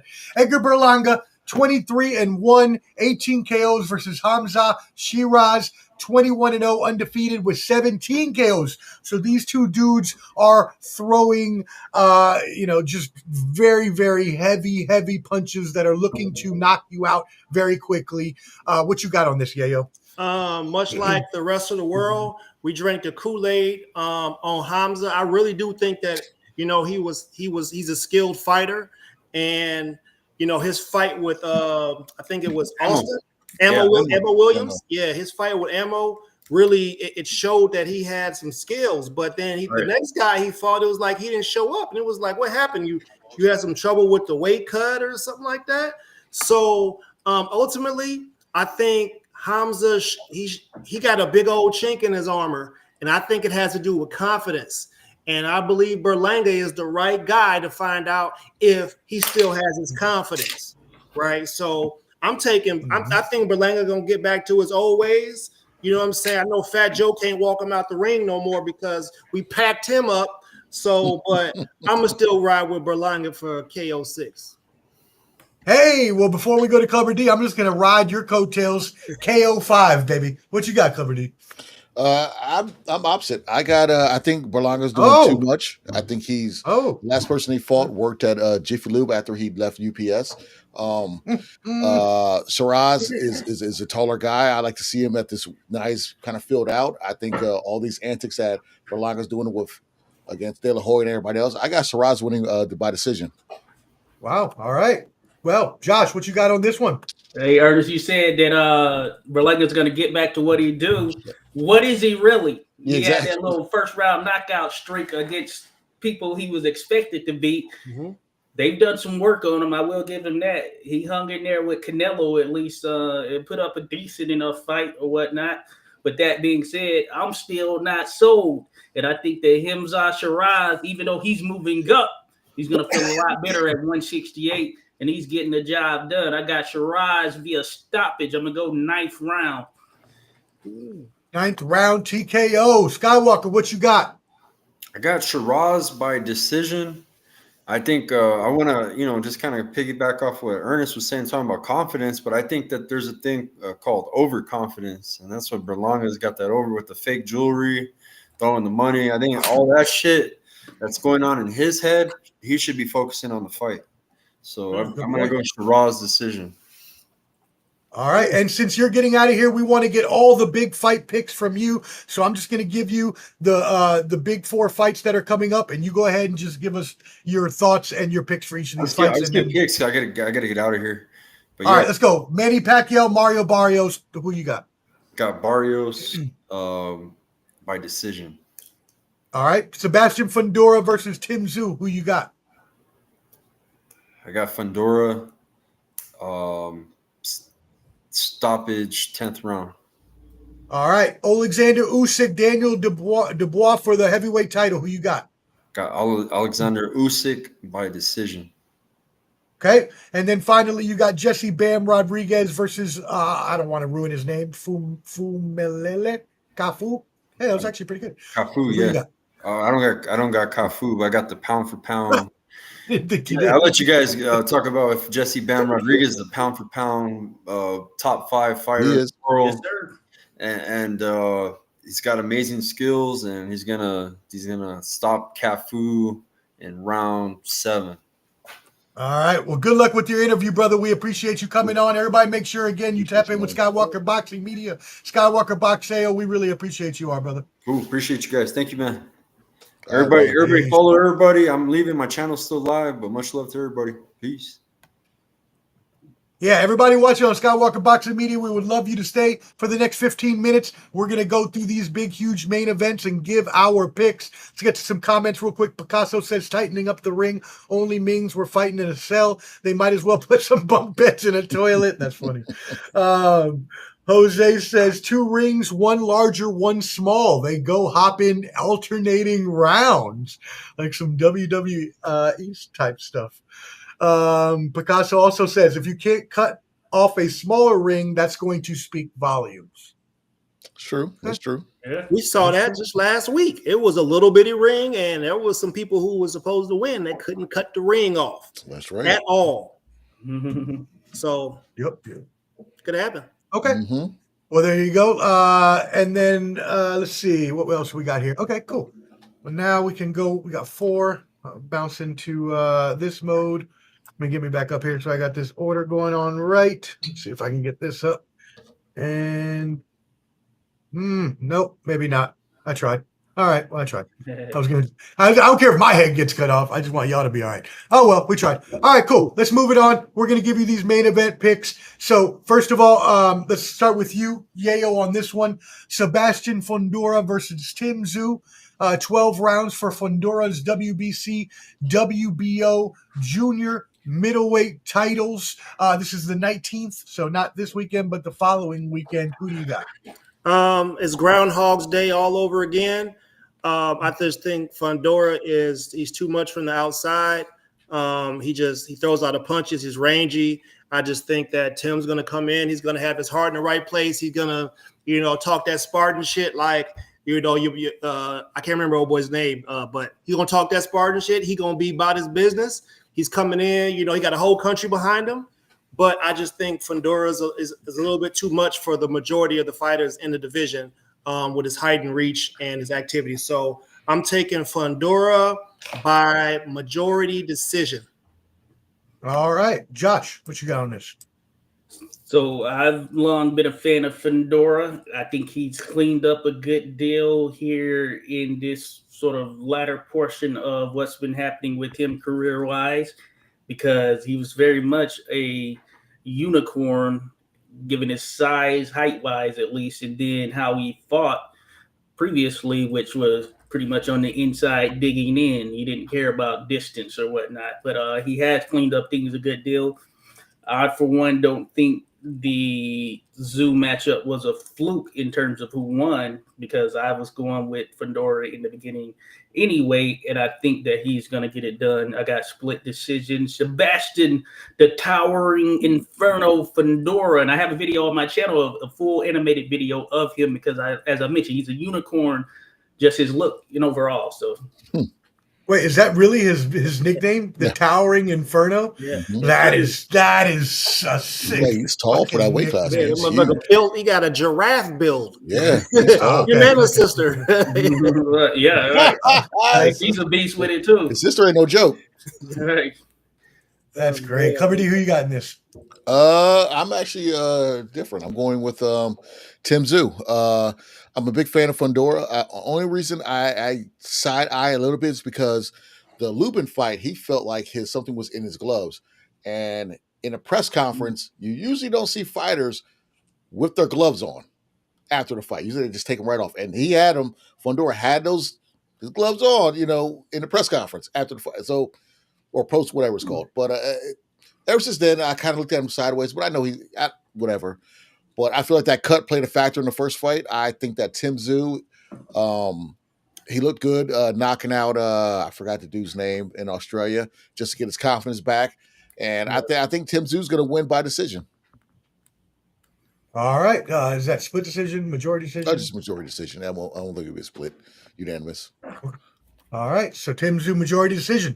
All right, cool. And then I had my picks, but somehow I deleted them on my notes. So let me just go real quick to see what I posted on Champ Ross's.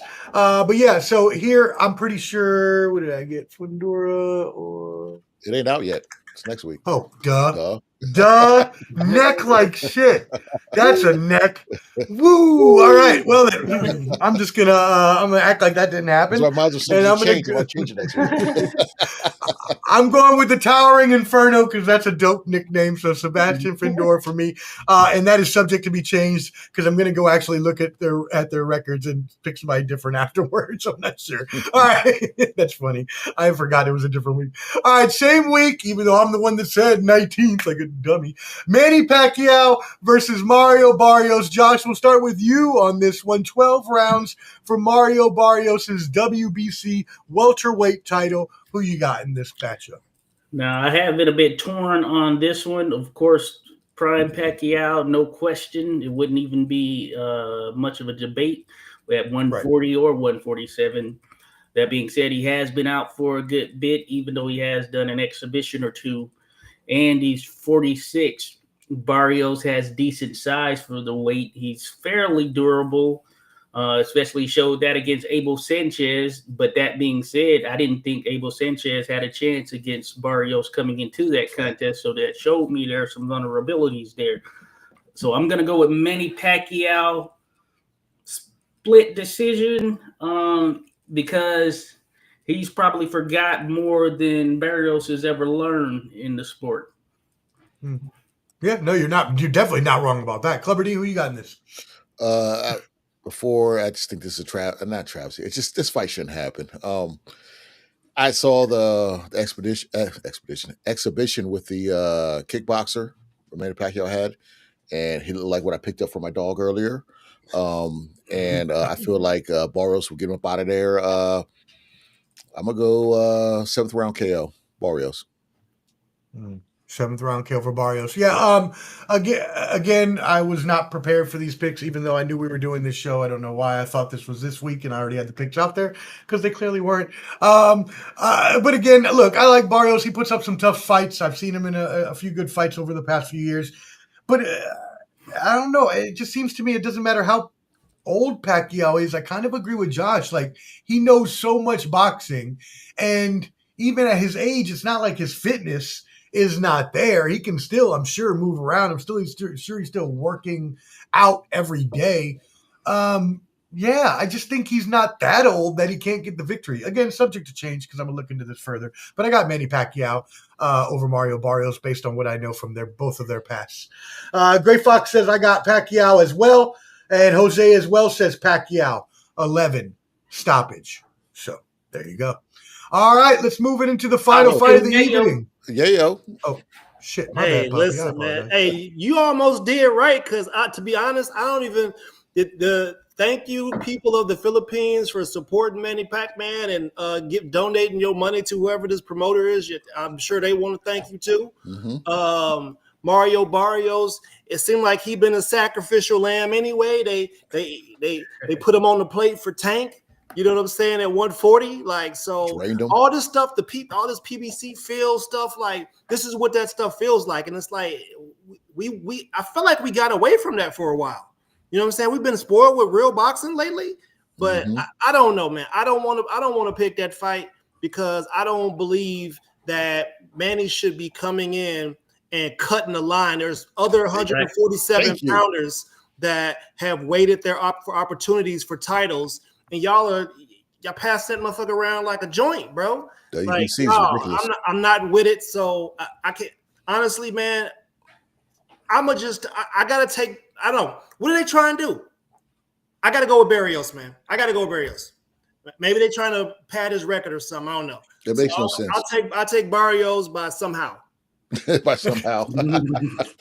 I thought you really weren't gonna pick like the last time there was one fight you didn't pick, and in the picks I just picked fuck this shit or something like that. Like, you didn't want to pick Mike versus Jay Paul, man. I can't. Yeah.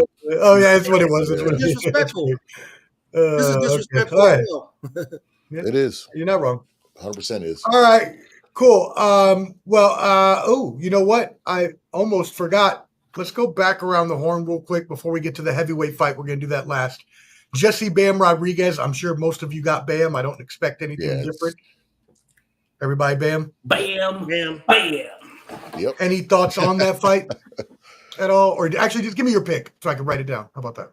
Stoppage before 6. That's what I'll say. Okay. All right. Yeah, I'm going KO4. Okay. I'll go with I can't remember what I put for champ, but I'm gonna go 7th round stoppage, and I do think Bam is pound for pound. Mm-hmm. Pound for pound. What? He's in my top 5. Top 10 in the world. Okay. Mm-hmm. Definitely top 10. All right. Top 10. Okay. Top 5. He might be 5. Yeah, I gotta look. All right, hey, here we go. You've been waiting all show. Let's argue it out. What we got? I'll put him at 5. I gotta think about it because I got Usyk, Crawford. Clubber D, what were the reasons? You were about to talk about your reasons before the show. What were you talking about? Usyk, Crawford. Just what he's accomplished at his age. And he's moving up. I'm trying to think of my top 5 right now. Monster. I still put Canelo in front of him, I believe. Yeah, I can't. Canelo. Oh, yeah. Y'all bugging, bro. I can't. We got Bud Crawford there. We got Inoue. We got Usyk. As I said, Bud, Monster. We got Bevo. We got Better Beef. Like, this dude is not top 5. I can't put Better Beef. Yeah, I don't have him top 5. You can't kick him out of it. You cannot kick any of those people out to put Bam in. Well, if 2 people fight that are in the top 5 and one loses, then he's dropping down. This is going to happen. Then automatic. Canelo got catapulted out of that. I have Canelo not in my top. He's not even. Bevel and Canelo fought, didn't they? Yeah, and that's why I don't like how they have Canelo in the top 10 over Bevel. Matter of fact, Canelo lost to everybody that was on the pound for pound list higher. They didn't have Charlo on the pound for pound list when he was undisputed. That's why I can't stand their list. So for me, I'll have in no order: Bud, Monster, Usyk, Bevel, Bam. Bam over Better Beef? Yep. Oh, you wilding? Yep. Bro. Sure will. Level of competition. I mean, it wasn't. In a way, you don't got. Besides Bevel, who all on that high level did Better BF beat? Did you forget to put the Monster in there? Yeah, I said he's in there. Okay.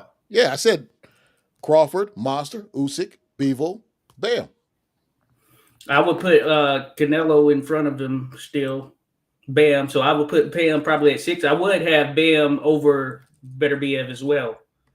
Man, I'm taking David Benavidez for my 5th place. I take Better Beef out and I put him in. I'm taking Benavidez as my 5th spot. Yeah, I got I would put him at about 6 or 7. I'm trying to think of who I would put him in. I can't really argue that too much.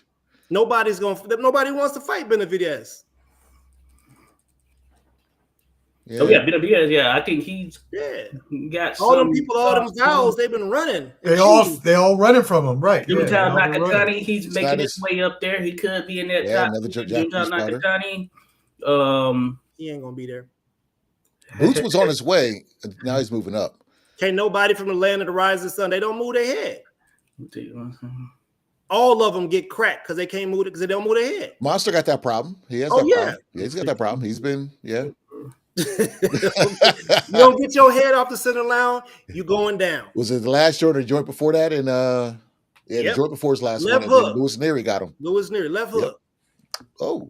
Yeah, I was just trying to think of some others in the mix there, but very interesting. It is interesting. If Haney get back on track, he's back up in there. I just can't do it, man, because it seems like I remember when Chocolatito when they jumped him up the line. Yeah, you know who did that, right? Yeah, because they want him to beat the Floyd joint. They want him to get that. I know. Well, some of those lower weights get ignored a good deal, but he has some good wins there. If you look at Chocolatito's record, he's got some good wins on some of those lower weight fighters. Now there's a bad boy down there at the minimum weight.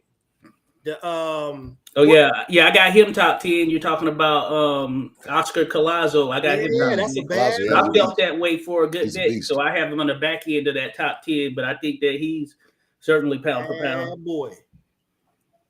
I was trying to think of who else, but yeah, very interesting discussion. very interesting. Yeah, one of these shows when we get everybody on, we'll just do everybody have ready their top 5 or top 10 pound for pound, and then we'll just do a comparison. I used to take heavyweights out of my top 10 back in the day because I never put him in. Until Usyk and Fury, I never really liked putting heavyweights in there because Wilder was just knocking people out, but his skill level wasn't the same as someone else at that. No, that's a legacy move, man. They did that at the end of the career and put them guys in a pound for pound so they can have another accolade on a record, man. That's not cool. Heavyweights don't deserve to be in it. The only heavyweights I would say that would deserve a pound for pound ranking are those who came from lower weights and moved up and still did like Holyfield, Usyk.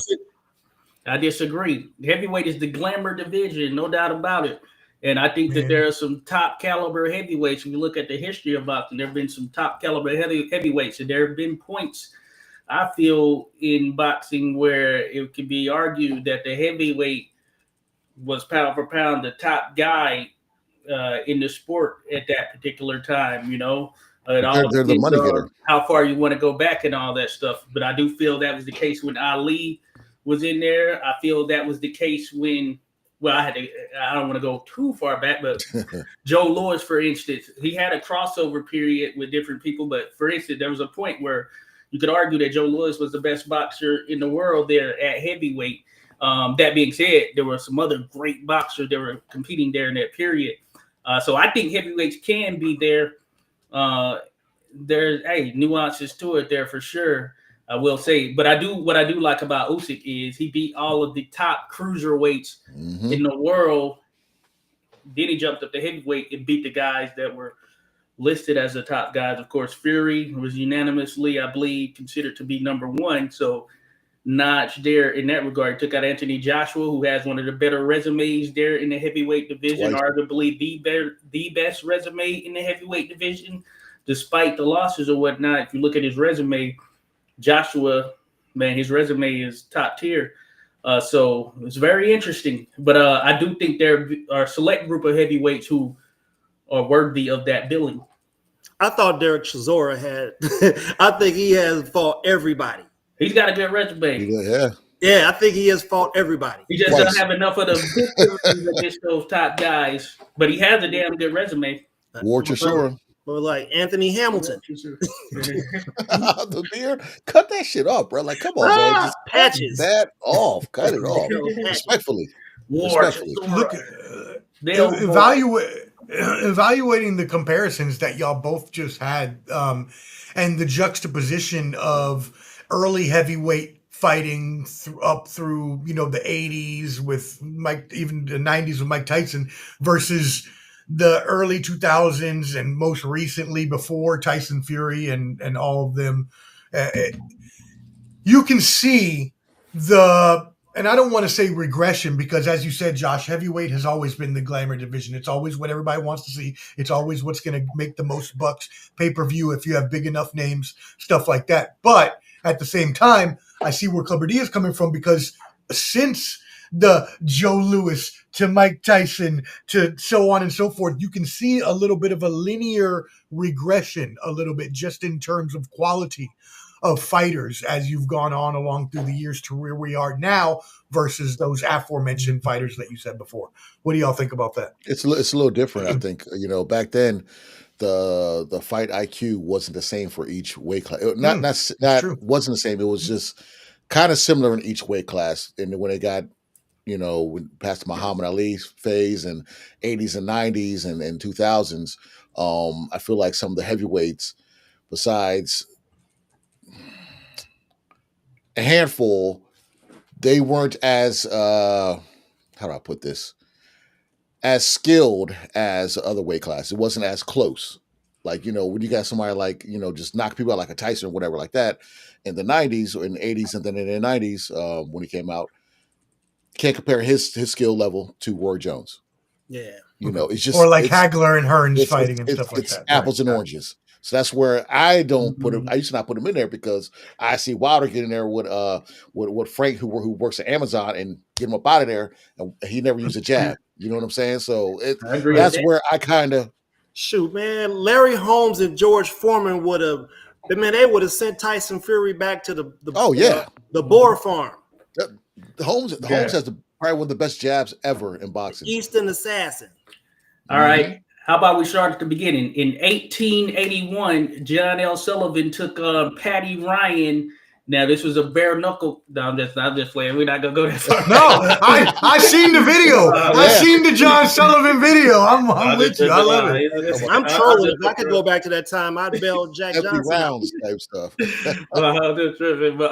no, I think there's some good points. Yeah, there is a quality thing, especially here in this current phase we're in. But I do think we're seeing some heavyweights.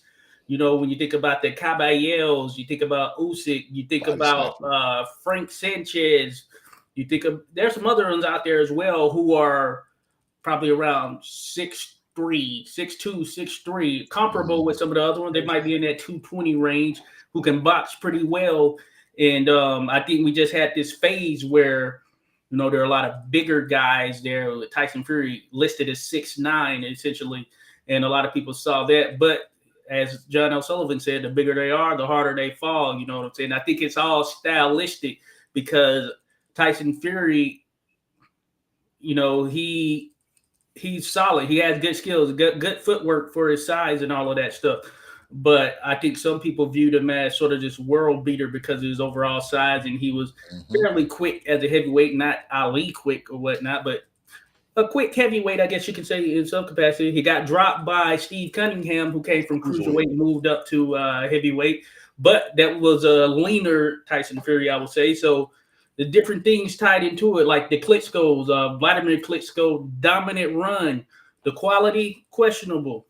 But dominant run, fundamentally sound, all that stuff. Had a great left hook. So I think the quality, with more options out there, more high-paying options as well, I think that has degraded things a bit. And I do think that heavyweight is the glamour division, but it's had periods here where it hasn't been the top division as far as the competition and the exposure is concerned. And Europeans got spoiled with that Klitschko era. And let me tell you, if people knew to practice on a soft ring, you know what I'm saying, so they could make sure their legs were strong, it might have been some different results. Yeah, we needed more Chris Birds. Yeah, y'all got spoiled with all that. We about to get all them joints back. All we gotta do is go holler at one of our homies that's playing NFL or an NBA. But hey, man, go on ahead, come over here and get this from him real quick. That's all. Training. Pretty much. Yeah, think about a LeBron James. Play rugby. Think about a LeBron James dedicated to boxing. You know, if he put that same effort that what LeBron puts into basketball, if he put that into boxing, man, you think that might Shout out be to the Philippines. A crazy combination right there. But the thing about any division, heavyweight division, I'm sorry, dude, we can go on there. No. I was laughing at Yayo. You're good. The thing about it, anybody can be touched. Giving a punch is one thing, but taking it is a whole different thing. That's true. Yeah, no doubt about that. Yeah, no, that's a great conversation. We should probably do that as a mailbag question for another episode. We could go more in depth. But yeah, I think I agree with all points that everybody made. Let's give some shout outs to everybody on Instagram. Sports and Tunes, shout out, says what's good, champs. Clayton Q, my brother Clayton Q, country music star, says what's up. And your girl, Dion, not your girl, but your friend, Sarah Honecker is on Instagram. SMH, what's going on? Yes. And then we got here Pacquiao. Oh, we've got some people watching on the not live. We're gonna give you your shout outs anyways, but I do love how you're a little bit behind. Pacquiao with PEDs or no PEDs will wreck Barrios regardless. Morning Wombat, we'll give you the shout out in the future. So we're giving you this is pretty cool. It's like a future shout out you're getting because you won't see this for a few minutes. In Australia. Right? He's in Australia. I think so. Yeah. I agree with. Oh, maybe the streaming latency between like us and them is maybe he gets it a few minutes late. I don't know. Them mugs still on. They plugging their internet into their phone. Oh, come on now! Don't do that to them. Well, I'm serious, bro. You got to see a boomerang come through that window. Serious. When I was in Medellin, Colombia, they had dial-up, bro. Well, yeah, Colombia, but that's not the same as Australia. Australia is so we're much talking more. about the Philippines here. Oh, I thought we were talking about Australia. My bad. Oh yeah, them too. Philippines, yeah, probably. Philippines, yeah, probably. Low latency.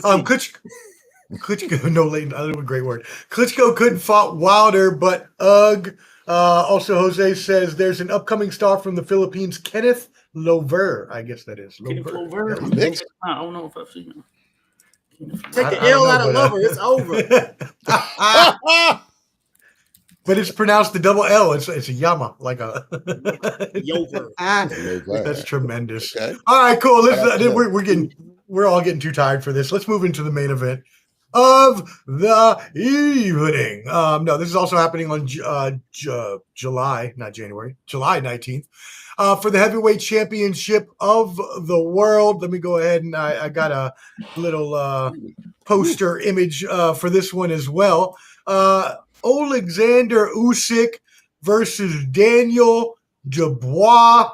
Oleksandr Usyk's WBC, WBO, and WBA heavyweight titles, and Dubois IBF heavyweight title. So, starting with you on this, Clubber D. That's not a big enough picture as I thought it was going to be, but whatever. How do you feel about this fight? I'm just taking that down. This fight's tough.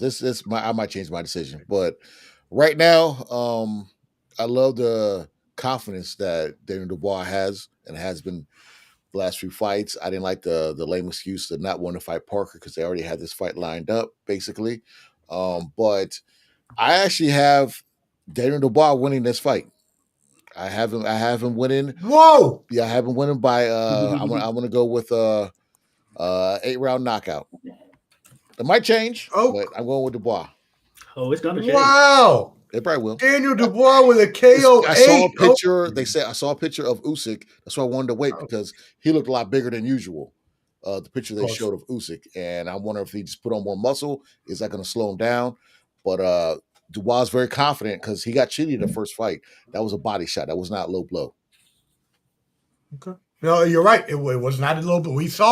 Everyone saw it, and it was that was a body shot. Come on now. Come on, buddy. That's a little bit of acting. Not a little bit. A really good acting. They had them questions the referees and not saying, "Oh, the belt line." They were in Poland. The war's going on right now. They were so close to the war. I'm telling you, I know what they were doing. Yeah. Okay. California Thug and shout out. You're still catching up. Here's your future shout out for Team Zepeda. I love it. I love it. That's so good. All right, Josh, who you got in this fight? Man, compelling fight. Somewhat polarizing given the nature of how it went down that first time as far as that body shot to the belt line that sent Usyk down. And I wonder if the referee would have started counting like and kept going, if Usyk would have gotten up. That's a good question right there, I feel. But he seemed to be pretty hurt by it. But one thing that can't be forgotten is he went on to stop Dubois in that contest. He did. Now, Dubois, he's improved a great deal and slowed down a bit from his early days. And I think that the sort of change probably came after Joe Joyce because he was really going for Joe Joyce, trying to get him out of there. Then eventually he ended up going down himself. That being said, the better boxer is no question Usyk. The stronger guy is likely going to be Dubois, but I would put every other attribute in favor of Usyk, personally speaking. And I think that will be the case here, even with this maybe slightly improved Dubois, but improved enough to where he's going to find that shot again. I don't know. I think Usyk, he's good in rematches. I think he's going to do what he needs to do. So I got Usyk. I'll give it unanimous decision this time around as opposed to a stoppage because I think Dubois will pace himself a bit more. I'm going Usyk, unanimous decision. He will be the clear winner. Yeah, I like that you said that because when you're looking at the record here, or especially for Dubois, 22 wins, 21 by KO, yayo. That's a 95% KO percentage, which means if he's going to win, it's usually going to be because he does find that one shot, as he did land early against Usyk. But as Josh pointed out, Usyk did come back to win, overall probably being the better fighter between the two. But as Josh said as well, Dubois is taller, 2 inches taller, and heavier. So, Yayo, who do you have in this fight? Man, this is crazy, bro. So I think at this point, you got to put Usyk up there as one of the greatest ever, right? He's earned his way into the spot. I'm not saying he's the best ever. I'm saying he's moved pretty close to it, right? And then he's a great fighter. You got Triple D out here who looked like he was trying to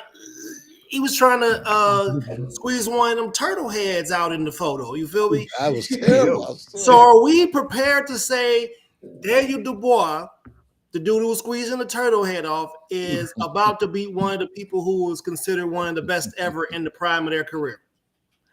I think Daniel Dubois can do it. He showed us he could do it. And as long as he ain't out here trying to talk trash, because he ain't got no jokes, he ain't got no delivery, you know what I'm saying? As long as he ain't doing that and he just sticks to boxing and they stick to putting their movie script, previews up, that's cool. But I think he's gonna get it done, bro. I think he's gonna go to the body on Usyk early. European fighters don't seem to take it too well to the body, just like a lot of fighters with all them vowels in their name. They don't take it to the body too good because they don't do sit-ups. So I just think he's going to the body on him, and I think it's going to wear on him after a while. And if he's got the stamina, if he leans on him, you know what I'm saying? If he's able to cut the ring off, I think the boys could do it, man. I think left hook to the body. That's the way that the Ukrainians, they try to scoot around to the side. I think left hook to the body. Joshua was successful with it. Other fighters have been successful with it on him, and I think that's how he gets it done. Liver shot, sit him down. TKO what? I'm going. It can't. If it go past 7, Usyk gonna go to work on him. So if it happens, you know what? I go KO. I go KO 8. Okay, wait. All right, cool. Wow. Yeah. I mean, you just changed my mind. Yayo, I was going with Oleksandr Usyk on this. But man, the way that after I talked about his knockout percentage and after we saw the way that he was able to land that one shot on him last time, Usyk is only older now. Yeah, he's still a great fighter. He's still undefeated. He's still, not many Ukrainians are swift on the feet per se, but he can still move for a 38-year-old man. But yeah, no, I think the younger fighter, I just have a feeling he's just going to maybe catch him in a certain round and just, okay. All right. Yeah, I'm going to go a KO or a TKO as well for Dubois. I'm not sure what round, but yeah, you changed my mind. Good job. Well, there you go. All right. Well, there you go, y'all. Let's catch up on some comments here. I think Oleksandr Usyk is obviously, as you mentioned, one of the best ever, and he still hasn't been beaten. So it's not like we should be taking anything away from him, to be completely honest. But this is the tragedy, bro. This is the changeover of the heavyweight division. It cannot be stationed in Europe. It just don't belong there. It don't fit there. It's corny. Nobody want to hear Sweet Caroline no more. That shit is corny. Well, it's gonna still be there. Well, it'll be the case if Dubois wins. Yeah, it's in England. Who will take him out? Caballero. Oh yeah, it's going to Germany then. Or if you give Bacoli enough time to train, he's repping Scotland. Bacoli, Scotland, Kamala. We'll see what Jared Anderson can do if he can rebound. Oh Lord. I hope so with him, but he's not. I don't think his head's in the game for boxing. Like he was supposed to fight Big Baby, like it's Big Baby versus Big Baby, but I guess that might not happen. Yeah. Okay. All right. Well, hey, thank you everybody that tuned in today. We really appreciate it. 2 hours on that stream. We hope y'all enjoyed all of the boxing news, fights, and picks. Please, again, make sure that you tap in with everybody on this stream. At the bottom, there's a little banner going out. You can see everybody's YouTube channels there, except Poppy. He's on IG. So if you want to catch him, you catch him on IG. But you catch everybody else on YouTube. Ball and Buds, Clubber D, 86 Boxing, Skywalker, Boxing Media. Please support all these channels. Everybody puts out a lot of good content, spends a lot of time putting out that content. So please support us. Hit that like button, whether you're watching on the live or some of y'all on backup, I see coming in with comments now, or on the replay. It helps us. It's invaluable to us. It is free to you. So please hit us up with that. And as well, again, check us out here. We'll probably be back here in the next month or so with another show. We just wanted to give you all the big fights a little bit early. So everybody go around the horn with some final thoughts for the evening. Yayo, start us off. Man, Papa John Trump, man, if I see you up in here again, Right. you gonna get boy. Right. Oh, you got to see you come up in here again. You'll get it. Go get it. I'm gonna get him. Nah, I'm just playing. Hey, look, Can y'all, you please? man. Can you please do it again? I need it again. I need it one more time before we go. Oh, he done lost his helmet. That makes me pop every time, man. He gonna get you. Oh, No, but Papa seriously John. though, y'all. Hey, look, man. Wow. You know, we talk our boxing, stuff up here. We talk our support for athletes up here. We crack jokes and things like that. But on a serious note, though, listen, man. There's been a lot of devastation with storms and things like that. You know, I would just urge people to, you know, if you can support people in places where it's flooding at and stuff like that, do what you can for people. And if you know about some storm that's getting ready to happen, make sure you go and reach out to your people to let them know, because not everybody pays attention to the news. Not everybody's getting alerts. So, you know, that's what I got to say about that. Because right now, you know, I think that's more important than anything is, you know, making sure we find bodies and put them to rest like they deserve. So that's my saying for that. Very poignant, very well said. Rest in peace to everyone that lost their lives, especially all the young children in Texas. That's horrible for anyone to pass away, but especially young children. Josh, what you got for us? Finish this off. Ditto that same thing. Ditto the same there, you know, thoughts with everyone in that regard. Also, I want to say that Muhammad Ali is still the GOAT at heavyweight, baby. Ali, Boomaye, Ali, Boomaye. Outside of that, check out the channel. My latest video is on Ed Benny. You'll learn a little bit about him, though there's not a ton of information out there on him, but check it out. There you go. All right, Clubber D, what you got for the crew? Hey, if you guys survived this long, or if you're watching on the playback or whatever, I appreciate you guys watching. Check us all out. If you do the the quad factor or the 5 factor, whatever it is, just add all of us. Give us all a like, you know. Check us all out. And don't forget this guy popping back in after the interview. Man, I fucked up my interview, bro. I was just going back. I was looking at it, and I'm like, I'm supposed to be promoting a stream on Millions, you know, and about a fight. Man, the first thing I'm telling this kid is like, oh, yeah, you should check out Christy Martin's documentary. You know, she gets shot by her husband. I'm just going back, like, you know, thinking we're going to make shorts out of this shit. And here I am like, yeah, she almost got killed by her husband. You go check out her documentary on Netflix. She got shot up and shit. I'm like, you know what I mean? Like, Honestly, I don't think they care, because they know you got to get used to it. Like, you're new to that. It's not then you know what's funny, bro? Because you know how we left talking about picks. I kind of threw that in the interview. I was like, you got Hamza, you got Bilal, you got Shakur. He was cool. He knew his boxing. He was cool as a fan. The kid was cool. But I was talking to him like a friend, and this is supposed to be an interview to hype up a pay-per-view. You understand? They're using me to make here I am going, shit, she got shot up by her husband. Fucking, you know what I'm saying? So I gotta watch it. I mean, it's true. I am who I am. Fuck it. I'm not corporate America. I'm not gonna change who the fuck I am, right? We got puppets up on top. This is no holds bar. Puppet. I mean, again, look, they have so many people that. I ain't tripping. I'm not paid. It's not like paid, right? I'm not paid. Yeah, they can't say the opportunity. Shit. I made a mistake. Oh well, I'm not Human. I don't even think it's a mistake. I think they'll be okay with it. Like, I think they want that kind of banter. Yeah, maybe you could have plugged the pay-per-view a little bit more. Maybe you should just have I like did plug it though. I did try to plug it good. I had my points like, yo, you guys check out his stream. It's oh, you should be fine then. Shit, yeah, you should be fine. And yeah, I hope they make the right shorts and. Hey man, get a redo. Do all the edits. Yeah, Do a redo. All the edits, huh? We can do a redo, fam. Possibly, but nah, it's too much, bro. It was good enough. I got to the point. Hey, well, hey, we were just closing out. Do you want to give the everybody your thoughts on the Dubois Oleksandr Usyk fight, and then give your channels and everything like that? And we're peacing out. You know, if they had that instant replay like they did back in the day, I think that Dubois would have been the winner of that first encounter. But Usyk is my number one pound for pound fighter, man. We were talking about Bam, talking about pound for pound. Alexander Usyk is number one. He's proven it. You know, he's done shut people out, give them them rematches, came back, gave him the same sandwich.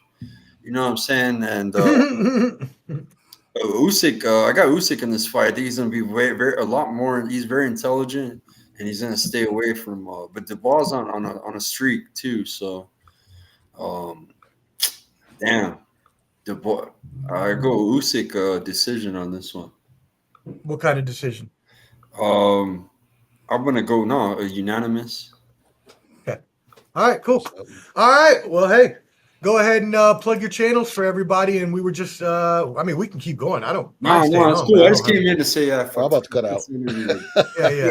Boxing Media. 5:30. I thought you guys were still cooking. I came up to share that with you. Oh, we were just about to get off right when you popped in. I was like, let me get him on real quick. Okay, cool. Yeah, so make sure you check them out. Skywalker Boxing Media, Skywalker Boxeo on Facebook. Again, please tap in with everybody's channels. They're down there at the bottom. Mo Boxing, no problem. Of course, obviously partners with us at all. As well, excuse me. So that's awesome. As well, make sure you go check out all those interviews I did at Country Box. We got Evan Holyfield, Sergey Deverchenko, really good interviews. So, you did great, bro. Appreciate you, man. Even Mo Boxing, man, he was praising your interviews and your work, bro. And Jose, Jose liked it a lot. It's professional out there. Getting it. I was very happy I was able to get Derechenko to really like talk about his country and how he felt about like his people back there in the war and all that. It was and how he wants to go on another run. And you did good, man. For someone that don't speak English normally, like you did really good with, and you had him talk a long time, and he understood everything you were saying. But it took him a little while to put everything together because English is not his primary language. So you did great with that, especially with foreigners, man. I mean, but and I got to give it to his awesome wife though, who was also there helping to kind of. She spoke a tiny bit of English, so we were kind of like bantering. But anyways, go check that out at Ball and Buds, BALLANDBUDS. And as well, again, make sure you tap in Skywalker Boxing Media, Papa Chun Yayo, Clubber D's new YouTube channel, and 86 Boxing. And we really appreciate you tuning in. We will catch you next time. Again, probably another couple weeks. Just keep a lookout on everybody's channel, and you see us there. All right, for everybody and Josh, who is off the camera, we will catch you next time. Hello. Peace, guys. Peace with the millions. It's that world heavyweight flow. Championship belt wrapped around my waist, yo. I got that Ric Flair figure flow. Slam you on the pavement, that's why they call me Street Pro. Create heat on beat close.